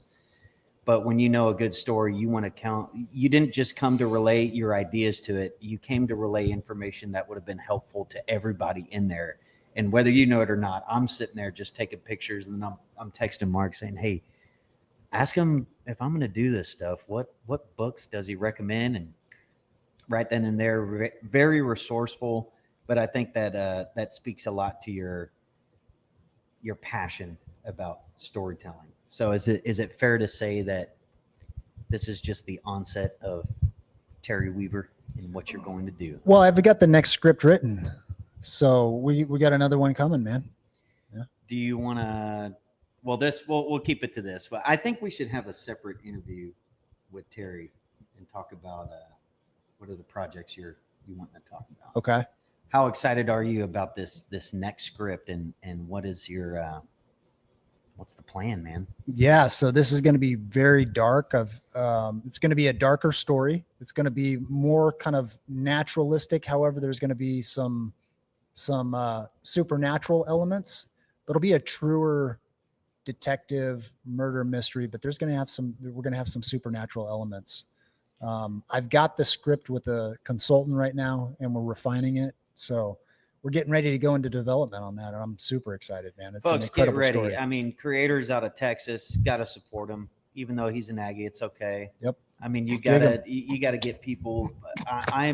I love the idea of people from Texas getting into this space, man. It's we need more of it. Yeah. We need more of it. We need to. We need a. I would love to see Texas down the road be a base for a lot of these film creations. I brought a few things for show and tell. Let me grab them. You guys don't stop. I'm going to go grab a couple things and I'll be back. Wait, are you allowed to leave the set like that? This isn't live, guys. Come on. Yeah. Come on. Show me what you got. Show what you got. All right. Let's talk. Because I know his boy got some questions. You know, I want some good ones. you want some, I want some No pressure. I want some good questions. no pressure. Good questions. Give me some. And it don't have to be off the script. Do you know if there's going to be a blooper reel for this film? Could there be a blooper could there be There could be. what were some of the funniest things that happened that we won't see in the film? That's a good question. Me slapping myself on set, not knowing the cameras are still rolling. Oh, no, wait a second. Okay, wait, go into this a little bit. You did a little self-critical. Yeah. Well, so Yeah, like you're I said, so- intense on set. Get some intense. And So I what messed were you up my trying? lines. What were you trying I to? messed up my line, and I was upset that I smacked myself. And Are you hard on yourself? I am hard on myself. I mean, as an athlete, you get in that competitive nature, and that carries over into anything. I mean, first of all, men in general, people in general, competitive. They like try to act like you're not competitive. Everybody's competitive with something. I mean, you put a man and a woman together. There's a reason why you get, divorce and all that. There's competition there. So if that's the case, I mean, times 10 if you have an athletic career and you excelled at it, that ego, you're like, oh. So when you cross over into something like this, you're like, I got this, and- So were you expecting the same level of performance in this as you were as a professional athlete? I wouldn't say at first. I'm not saying at first because I think it's naive to think that you would do that. Although I did do that when I got into MMA. MMA? Yeah. Oh, you're a did. badass. Yeah, something like that. Them guns, man. They, Yeah. Okay, so I'm you're not just for show. you're not just for show, man. You're Show muscle. Longhorns aren't just for show. That's right. I'm not just Why- I didn't why? go to UT, but I like the Longhorns. I do. But no, the ego does carry over because as an athlete, especially when you're built like this and you look like this, I mean, would you not? I wouldn't date you, but I'm impressed. Oh. I mean, You'd want them on your fight side. wouldn't But no, I went into the MMA thing and training the first time and got in there and they were like, hey, we're going to have sparring on Saturday. We like all the new guys to come in and get at least a week or two under your belt before you start sparring. I got sparring. so you're like, I got this. Yeah. And so I went in there and we're just kind of hitting pads and then we're just kind of, shadow boxing with a partner. And my partner was 13 years old. Right. And so, yeah, we're just working on moves. And next thing you know, I get kicked upside the head. Oh, Yeah. by a 13-year-old. Yeah. Yeah. And you're like, oh, 13. okay, And okay. it was so bad. It was so bad that he thought he did something wrong. And I played off it. I was like, yeah, man, you gotta, a little different. I just didn't know how the skill, like the muscle memory, I didn't know how to block because a natural person blocks like this. Yeah. But a trained fighter, their hands automatically go up to block what they're talking about. And so that taught me, like, okay, just because you excelled in this over here doesn't mean it translates over here right now, because you still have to learn the muscle memory for in this area, and it's totally different. And so that's what I mean by the ego getting in the way. So calling back on those experiences, and even like I told you about the story when I spoke at talent doesn't mean you have the skill yet. And so getting in the environment, you learn the skill, and it's good because when you had, like I was talking about Lizzie helped me out so much because she teaches classes. So she would be in my ear all the time. Hey, next time do this like this, all these little pointers. And I was like, okay, cool. It's a very humbling experience, but like I said, I am very coachable, especially environments that I don't know, like I haven't done. So I at least have that, but there is an internal thing that says I got this until you don't got it. And then that's how you end up slapping yourself. Yeah, Yes. that's And you were like, dang, I'm just as vulnerable. My memory is like one of my best things. So when I forget, I'm like, bro, even my best thing is failing right now, And so that's when you realize, okay, everybody's human. And then when I heard them all laughing over there, they were laughing at the. So we got this on film. Yeah, it's on film. Where you were kicking your own ass. Yeah. That's how badass I am. See, we got to see. We need. Yeah, I kick my own ass. And Look, we need I respect a lot of that, Yeah. because I heard when you get into, if you get into MMA or jiu-jitsu, one of the first things you experience, at least from what I heard from someone who took jiu-jitsu, is it's a very humbling experience, because people that know how to fight, they could be a lot younger than you. Yep. I did local boxing in Conroe for about a year, and I remember one of my first sparring sessions getting humiliated by a 16-year-old. Yeah. Because he knew how to fight, and that was part of the reason that going in there. So it's a value to fail, and to get back up and to keep going at it. So I think that it shows up in the film. Well, I want to see the blooper reel, because I think that would be a lot of Terry, fun. what do you think about Mark's? That's a the Terry best question. boy is demanding bloopers. He wants. Yeah, is there like an outtake reel? We got some good stuff, man. We just got to put the time in to get it edited. Is it true? You guys are in this. That's a lot of actors don't want their bloopers out there. I don't know. I don't think we had any egos on set, honestly. Like, we had this environment that we set that really benefited us, and I could go into it, but it's kind of boring. But we created a culture, everybody followed it, and so there weren't big egos on set. So I wouldn't imagine people would get frustrated. Plus, we own the footage. So Yeah.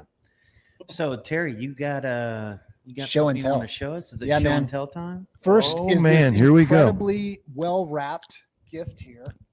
Hold my mic, best boy. Oh, sure, absolutely. This is what best boys do right here. Yeah. This is what makes me the bestest boy. So this is for the Comanche Rose Ranch. Oh, look at here. Poster. I would bust it open, but it's a full size 24 by 36 inch poster of the Beast of Trinity, Texas. Oh, that's awesome, Yeah, man. so we can get this up here somewhere. Thank you so Okay. much, man. Yeah, definitely. We'll get that. That's awesome. That's got to be in a frame. And then I want to let me see here. This is the first edition of the new script. Oh, This is the new film. This is the new film. really? I'm not going to say the title because Yeah, you wanna- do I want to say the title? what if you change your what mind if you on don't? it? Okay, let's just put it in there. This is put this it is in the there. title of the new script. Okay. It's called Texas Sins. Come Texas on, man. Sins. So you're either going to watch that or you're not. It's not a lukewarm title. Sins but- what? Texas Sin. That Texas sounds. Sins. That sounds pretty. bad, Sins. man. S-I-N-S. Yeah. I was thinking Yeah. you were saying S-E-N-D-S, and I'm going sins what? Right. Yeah. Okay, What? so here is the have you guys seen Michael Clayton? Michael Clayton. Okay, if you haven't seen Michael Clayton, just look up the opening monologue for Michael Clayton. Look it up on YouTube. Okay. This is where this was inspired by. You take inspiration from your favorite films. Michael Clayton's an incredible film. If you haven't seen it, you should watch it. But here's the opening monologue. There are 270,000 unsolved homicides in the U.S. More than 20,000 of those are from the state I call home, Texas. Most of these happen in the underbellies of big cities, Houston being the most savage killer in the state.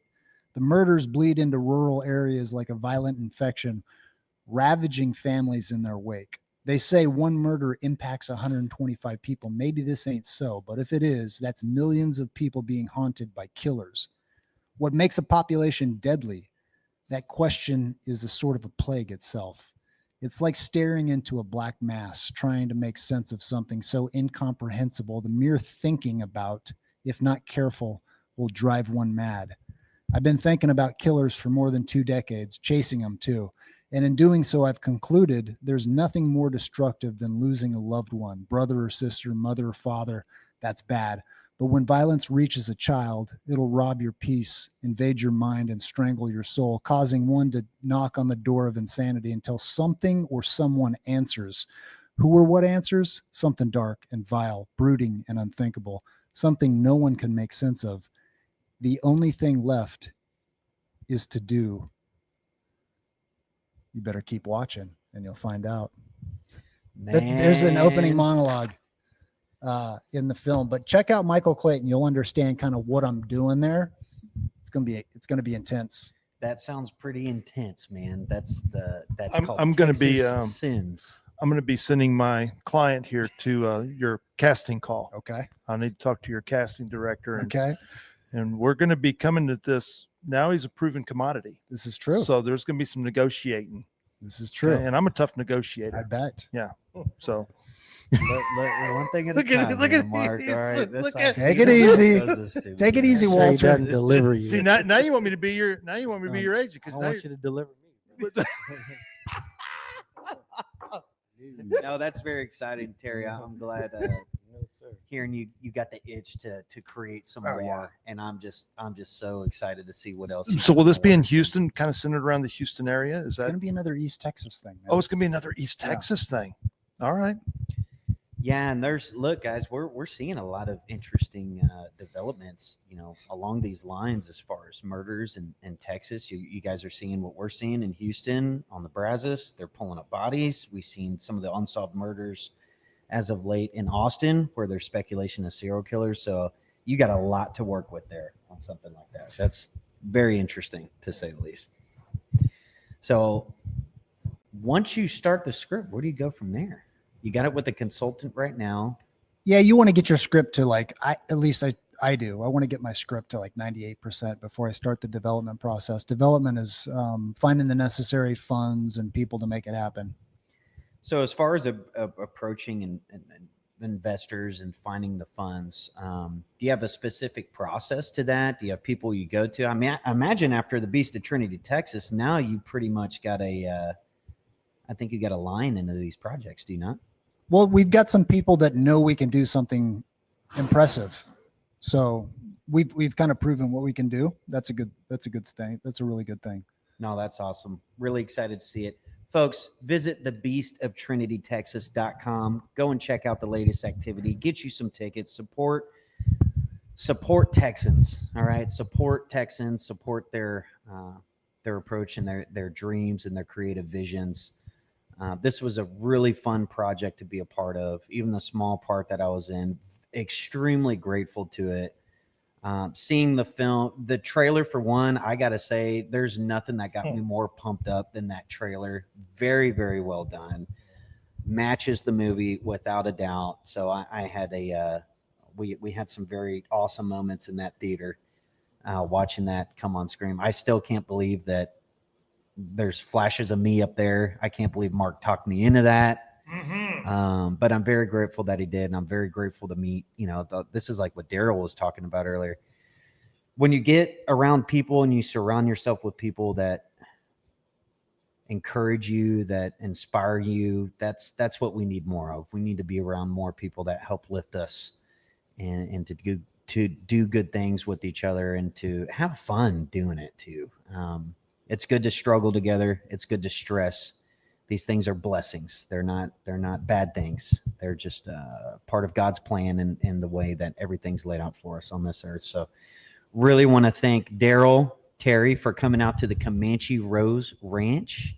We had a good time with you guys. Hopefully we'll come back soon. I'm hoping the best boy gets involved in some more projects. And Listeners, the phone hasn't stopped ringing. so before I don't want to end it quite yet. So I got Terry, a question. Yeah. Go I ahead.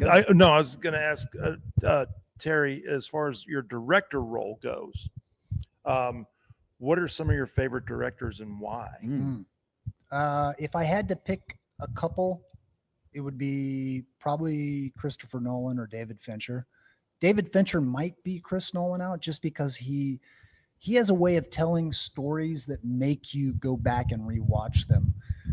Another director duo is the Coen brothers. I really love them. One of my favorite movies is No Country for Old Men. But I love that damn movie. Yeah, that is it's so a good. Great movie. Yeah. You want to talk about some silent deliveries on that? Yeah. That actor who plays the man, he's good in that. What's the movie. most you ever lost on a bet? Oh, wait, it might. Oh, that was a movie line. Doc did a movie line. Is when he's sitting there with Woody Harrelson. That was a killer scene, man. Yeah. That was one that made my wife. She just said that I don't ever want to meet that guy in person. You know, no, those are good. What about you, Daryl? Actually, before we go to Daryl, what about favorite actors? Who are some of your favorite actors and actresses? So Christian Bale, he's way up there. We were talking a little bit in the car, me and Daryl. Denzel Washington's way up there for me. He's incredible. I mean, what he did in Training Day, unbelievable. So these guys that can transform themselves, just absolutely remarkable. I think Cillian Murphy's way up there. Oh, I don't yeah, know, man, he's these definitely British on- guys, he's dude. he's on the top of mind for sure. Or he's Scottish or something. Anyway, Are you not going to mention your favorite movie of all time? The one that I personally, it's a personal favorite of mine too. Please bring it out. Huh? Okay, so Doc, it's a running joke, and I've subjected myself to this film a couple of times out of my loyalty to Doc, and I'm not getting it. Daryl, have you seen The Birdman? First of all, can't it's hear you. Birdman. I always hold. What'd my you say? breath. Pull your mic up there. What I did thought you you? were gonna say something else. Have you seen The Birdman with Michael Keaton? Just Birdman. Oh, Bird. Okay, I'm sorry. I screwed the title up. It's very memorable. No, You never seen Birdman? I know the rapper Birdman. Okay, I'm familiar with him, but Yeah. okay. So what I would like, because I really would like your input, I'd Okay. like you to watch that film, and then then let me know what your thoughts are on that. Birdman. Yeah, have you seen it, Travis? Have you seen Birdman? I've watched probably 45 minutes of that movie, And you couldn't handle it? I didn't know what was. Okay, going well on. that is But that is apparently Do I there's wanna some watch it? there's some deep meaning to it. It's got Michael Keaton. yeah, Keaton's and Doc fantastic. is very big on that film, and I like I said, out of loyalty, I got through 2.5 times, and I never could. It didn't take. And but you liked it a lot, Doc. I mean, Jeff Bridges is another good one. He played in The Big Lebowski, one of my God, favorites. How do you from the not Coen love brothers? Jeff Bridges, Yeah, man? take it That's- easy, the Walter. dude, Yeah. the dude. Yeah, the dude. No, I Dude think we He can was all- in Tron, right? He played in Tron. Yeah. That was Tron. Yeah. Oh, That was Tron. I like I Tron. love Tron. That's a great. Well, movie. It didn't get a lot of praise when it first came out, I like but Tron. it created a cult following. Yeah. After I like and Tron. I'm part of that cult. how about Dumb and Dumber? Any take? Yeah, Daryl, come on, absolutely. right here. Give it up. Let's. It's a man with let's- class. A man I with want class right Daryl there. to be able to answer. Who are some of his favorite directors and actors and actresses? Let's get to that. I'll be honest with you. I'm not huge on the director side as far as that. I mean, I know the big names like your Steven Spielbergs, all stuff like that. But as far as actors, definitely Denzel. We talked about this. I mean, my favorite movie of him was Training Day. You know, just from his versatility. And a funny story about Denzel. I think I sent you this, Terry. It's a video. One of the actors from American Gangster, when he was filming American Gangster, was excited about meeting him on film on set. And I get the guy's agent was like, "Hey, you want to meet Denzel?" He's like, "Sure." So they bring him up to meet Denzel. Keep in mind, he's acting in the scenes with Denzel, and Denzel doesn't respond to him. He doesn't. And so time goes by. They make the movie. Then they're on the screening.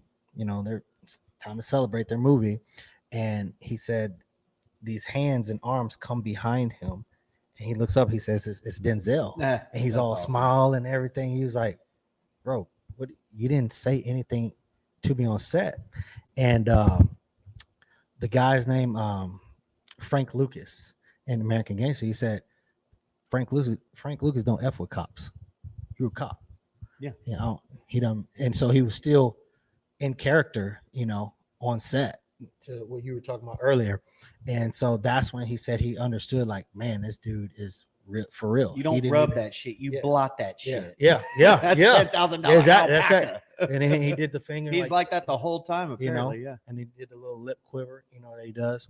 And but yeah, I love his intensity, and I love his diversity. His ranges, he goes different ranges, different roles.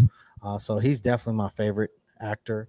As far as actresses, man, oh man, that's a tough one. I mean, I like several, but maybe for different reasons. But Yeah. yeah. So, Well, Mark, what about you? Let's get, who are you? Some of your favorite actors? Ooh. Well, and obviously Denzel's, on the top 5, but I liked Equalizer. I like Yeah, it. you guys had mentioned that. I think that's maybe I Get a Training Day was more of an intense character type of thing, and Equalizer's a little bit, Man but on still, Fire for me was it? Man on for Fire. Dan Man. Will. Man on Fire is my Was favorite. Jamie Lee Equalizer Curtis? was- Oh, Was yeah. that Jamie Lee Curtis? No, in it? no, Yeah. Man on Fire. That's Denzel. And But who was the girl? Oh, I don't remember that. Dennis young- likes that one too. Yeah. Man I, on I Fire. remember Man on Fire. It was long 90s, right? The 90s. Yeah, that's when been- I it's was a been- kid. I was a It's kid. that's I like that character. That's kind of DVD, what, I got it on what DVD. Terry did there in his film. But the struggling character, alcoholic. He's seen a lot of crap, and he gets attached to that young gal on there. Just an awesome movie, man. And then especially when he's going on the vengeance. I like the vengeance angles to movies. But how about Crow? I love Russell Crowe. Crowe. Russell you like Crowe's Russell? good. Yeah. Yeah. Gladiator. Gladiator, really good. really good. Unhinged. You ever seen Unhinged with Russell Crowe in there? He can play a really good whacked out. How about A Beautiful Mind? A Beautiful Mind. Is that Kevin Spacey? No, that's Russell Crowe when he was the I don't think I heard of that. crazy mathematician guy. And Oh, I don't. Schizophrenia. who's the guy that I can't think of his name? The guy that was in about the atomic bomb. He played Oppenheimer. Oppenheimer. Cillian Murphy. God, Yeah, good. that guy is freaky good. So Yeah, how about you, Travis? Who's your? I didn't get it. What? Who's Didn't your get an favorite answer. actor, man? Well, that's what I'm naming them off as I'm thinking Oh, of. okay. Jerry Lewis. Like Jerry Lewis. Okay. uh, Yeah, for me, by far, like Cillian Murphy. Daryl. Come on, Jerry Lewis.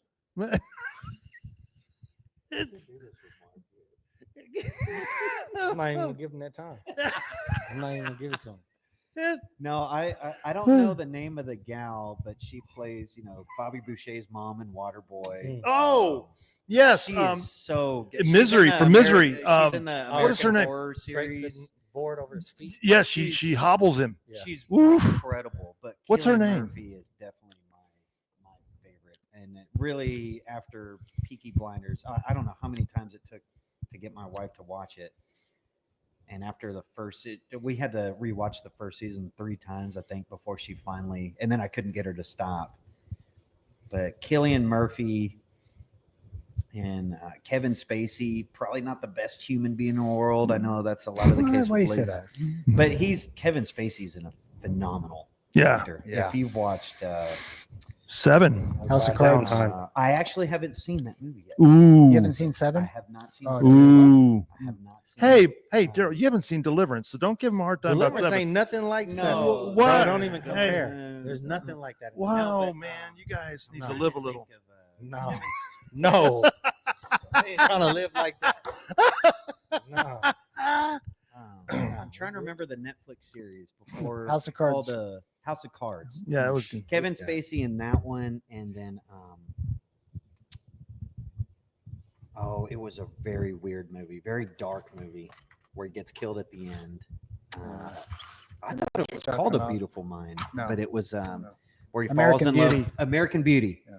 Very, very disturbing film, but very well done. I think he's just an incredible actor. But Cillian Murphy right now is my favorite. Denzel, of course, is up there mainly because of the Man on Fire film. That is one of my favorite movies all time. Why don't we go around that one next? Favorite movies. You Yeah, only let's get do it. one. You One only get- movie? Okay, we'll do 3. 3? Your top 3. Okay. Mark, let's start with you. Don't start Let's with get me. you What? out of the way. Oh, but- Just Get you out of the way. God, favorite movie. only 3. Just do your 3. Your top Braveheart is one. Gosh, favorite movies of all time. Braveheart's one. Man, I really liked Apocalypse Now. Now I'm old. I'm the oldest one here, Yeah, you so are. I know films that you guys haven't even seen or whatever. You Caddyshack. can include a show too, I guess. Favorite Mm, movie. so that's okay. 3. Show. That's 3. We're cutting you off. Caddyshack, Braveheart, and what was the other one? Apocalypse Now. Yeah, I mean, favorite show: Yellowstone, Landman. Okay, we'll do 3 and 3. 3 shows, 3 Okay. movies. Terry, what do you got? So, okay, this is very tough to pick just 3, but if I had to, it would probably be 7. Not in any particular order. Heat. Oh man, see, this is the problem. Like, do you leave the Big Yeah. Lebowski out? God, how do For- you leave the Big Lebowski out? For Where's the No money at, Country? Lebowski? For No Country for Old Men. So those would be the toss-up in the top 3. What about shows or series? Shows. My favorite show is Bosch. Bosch really I might got have to me. try that one. Yeah, it's incredible. It's awesome. Other shows, I mean, it's kind of hot on my list because I just watched Landman, but that's an incredible show. And I don't really even like Billy Bob Thornton. Yeah. I don't watch his stuff for him, but he's incredible in that show. Yeah. I'm sure I could think of other shows, but I watch a lot of movies. Daryl, what about you, man? Training Day for actual movie. Let's do for like kid movie Sandlot. Oh, good one. Nice. And then we're gonna go Disney film. Let's go Aladdin. Okay. And then show, I like Martin.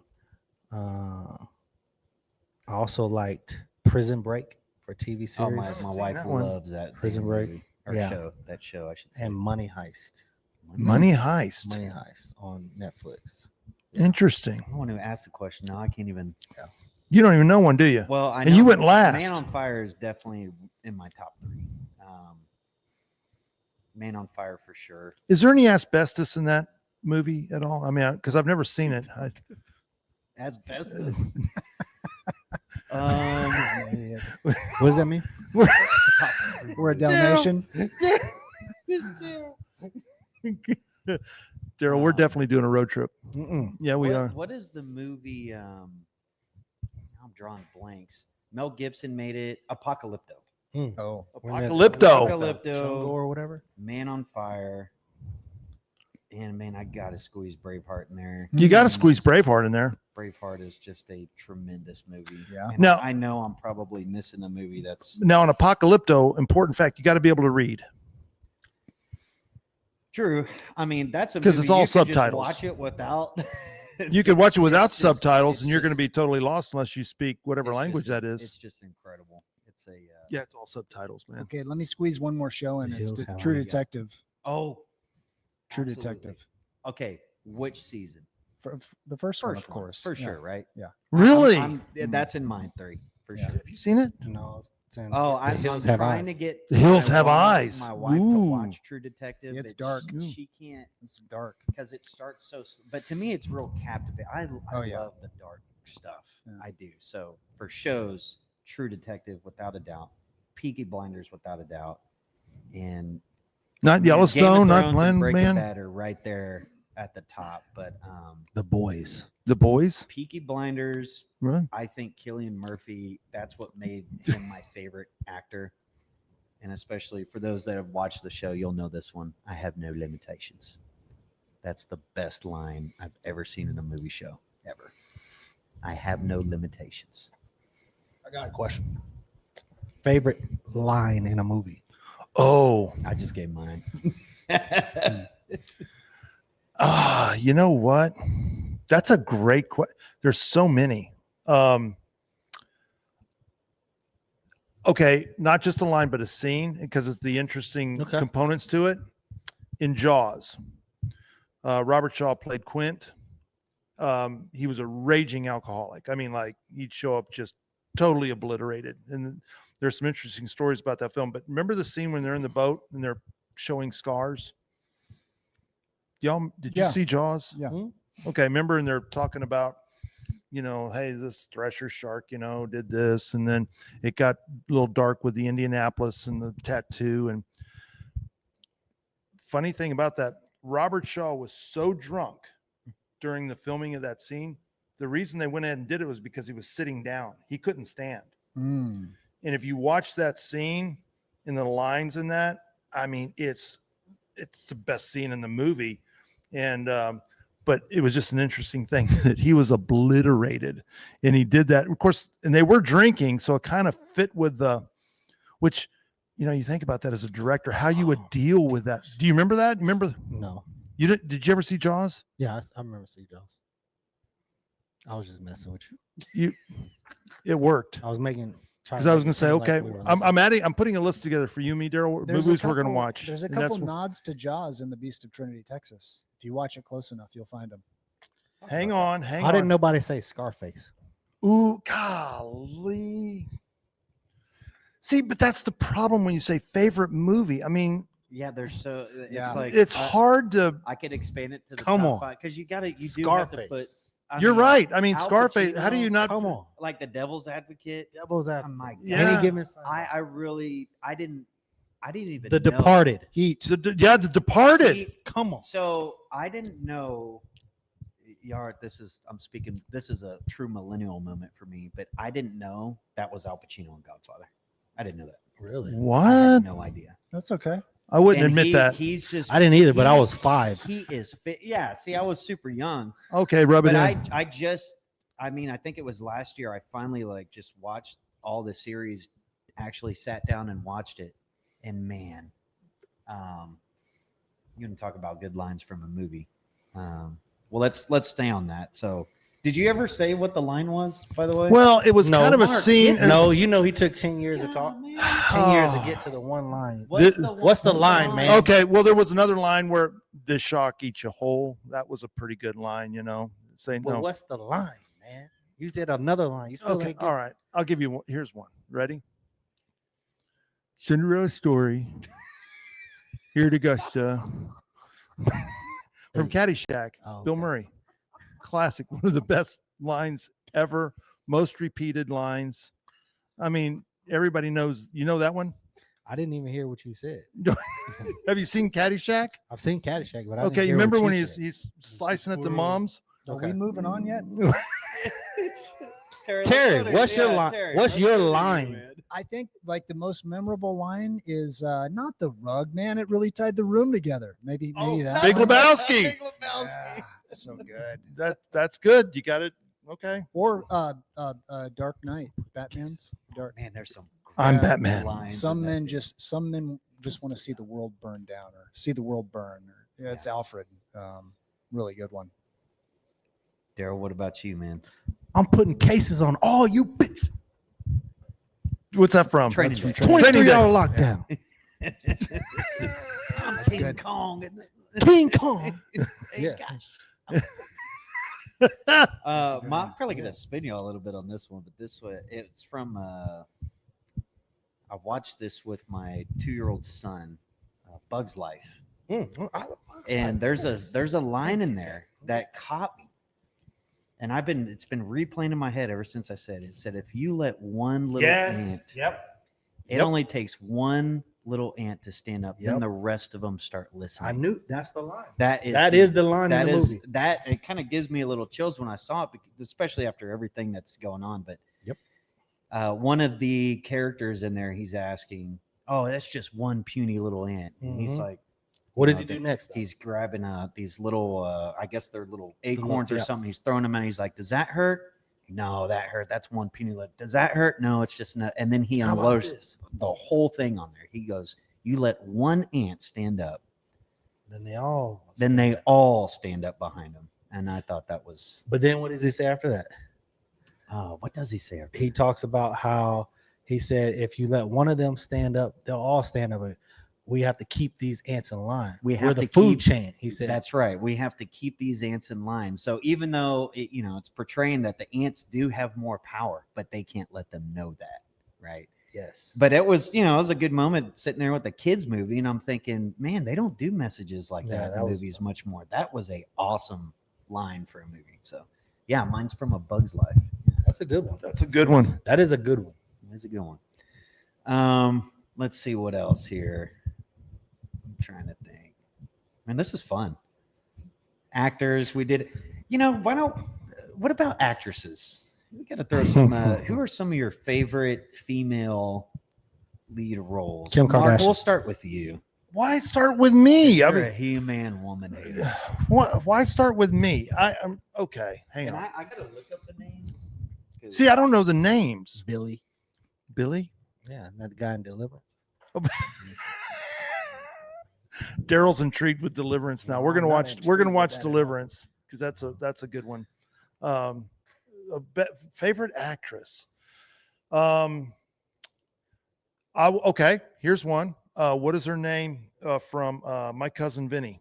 Oh my Marissa God, Tomei. she's great. Oh, Oh, fabulous! how did I not put that in my top? Fabulous. I love My And Cousin again, Vinny. that's one of could easily be in the top 5 favorite movies. But Marissa Tomei in that movie was absolute. Well, she won an Academy Award, didn't she? Maybe. I think she did for Best Supporting Actress. I think you're she right. won the Academy Award for that. She was fabulous, phenomenal. Okay, so I got one. Terry, what do you got? Yeah, I mean it's tough because I'm not drawn to female performances, but like some of the best out there, I don't know. I think Robin Wright is really good. Who is she? She plays in the House of Cards. She plays in a bunch of stuff. Oh, You would okay, I know what you're talking. Yeah, Yeah, She yeah, played yeah. in Forrest Gump too, right? Yeah. Yeah. She Yeah. was Gen 8. Jen. Uh-huh. That's another movie. Jen Forrest I- Gump. Jen That's I- another good one. Gotta What about be. you? What about you, Daryl? And yes, you can go off looks.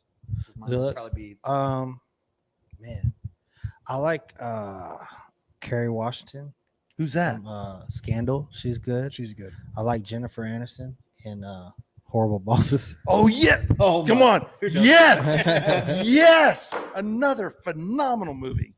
Cameron Diaz in The Mask. And Yeah, she's good. she's good. I didn't know that was Cameron Diaz. I was watching like 8, 9 years old. I didn't know that was Cameron Diaz. Something About Mary. But that's what I was Boom. gonna go next. That's where I was gonna go. Boom. Next. Something About Mary. I think Yeah. she played a great role in that. Yeah. Yeah, mine's definitely Anna de Armas. Scarlett and, Johansson. Kathy Bates. That's Kathy that's- Bates. She's the one from Misery and She's, yeah. She's pretty damn Happy good. Gilmore for She can play Waterboy. I like her range because she can do comedy, she can do drama, she can do horror. She plays a really good dark character. she was great in the Titanic. What about Drew Barrymore? I'm not a big What, Whoa, why you both y'all? "Eh." Well, I mean, nothing there's against nothing her. that sticks like Cameron Diaz. Yeah, some of her movies Roseanne? stick out. Yeah. How about Renee Zellweger with From with Tom Cruise? Tom What's Cruise that and movie?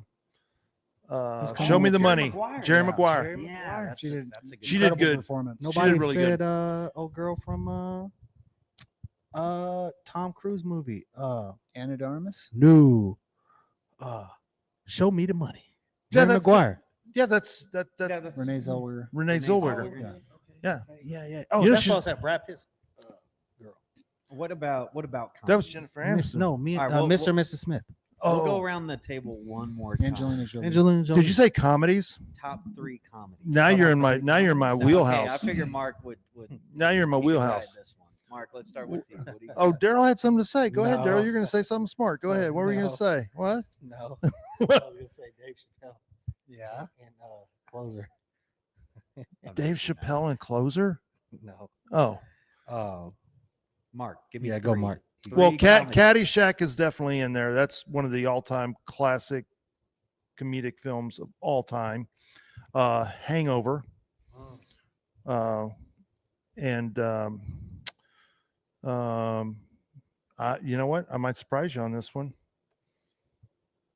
Might be Bridesmaids. Bridesmaids is Very pretty good. damn fun. Bridesmaids was freaking. I wet my pants a couple times laughing so hard. That is Yeah. actually a really good. Dumb and Dumber has got to be in there too, though. I mean, golly, Dumb and Dumber was just so freaking good. funny. Terry, Oh, what about Doesn't hold you? up though. doesn't. What do you? Whoa, hang on now. It just Hang doesn't on. hold up, man. What does that mean? That means you watch it and you're just like it doesn't hit you the same way it did back then. It doesn't hit the same way as hold up. Birdman. So my favorite comedies, number one, The Big Lebowski. The Big Lebowski. Okay, I've all got right. so many cheap laughs from The Big Lebowski. I'm almost embarrassed, Yeah. I would say Something About Mary. is Oh, that's a good pretty one. Got to classic, be man. up there. Stiller is so good. And, Yes. And so is Cameron Diaz. Yep. I took my kids on a road trip, and my son just turned 13, and then I have another son who's 17, and we went to Waco for like, I don't know, 2 or 3 days, and their favorite part was watching Something About Mary because Really? of how inappropriate it is. Yeah. Yeah. But it's so relatable also. There's another one I got to throw in. Talladega Nights. Ricky Bobby. Oh yeah. Got to throw that one in. It's got to be. I mean, I Very want to go good. fast. Yeah. Yeah. I mean, I don't have a number 3 right now off the top of my head. That's I not your would be- favorite genre, though. No, I don't watch Yeah, comedy a I'm lot. not big on comedy. No.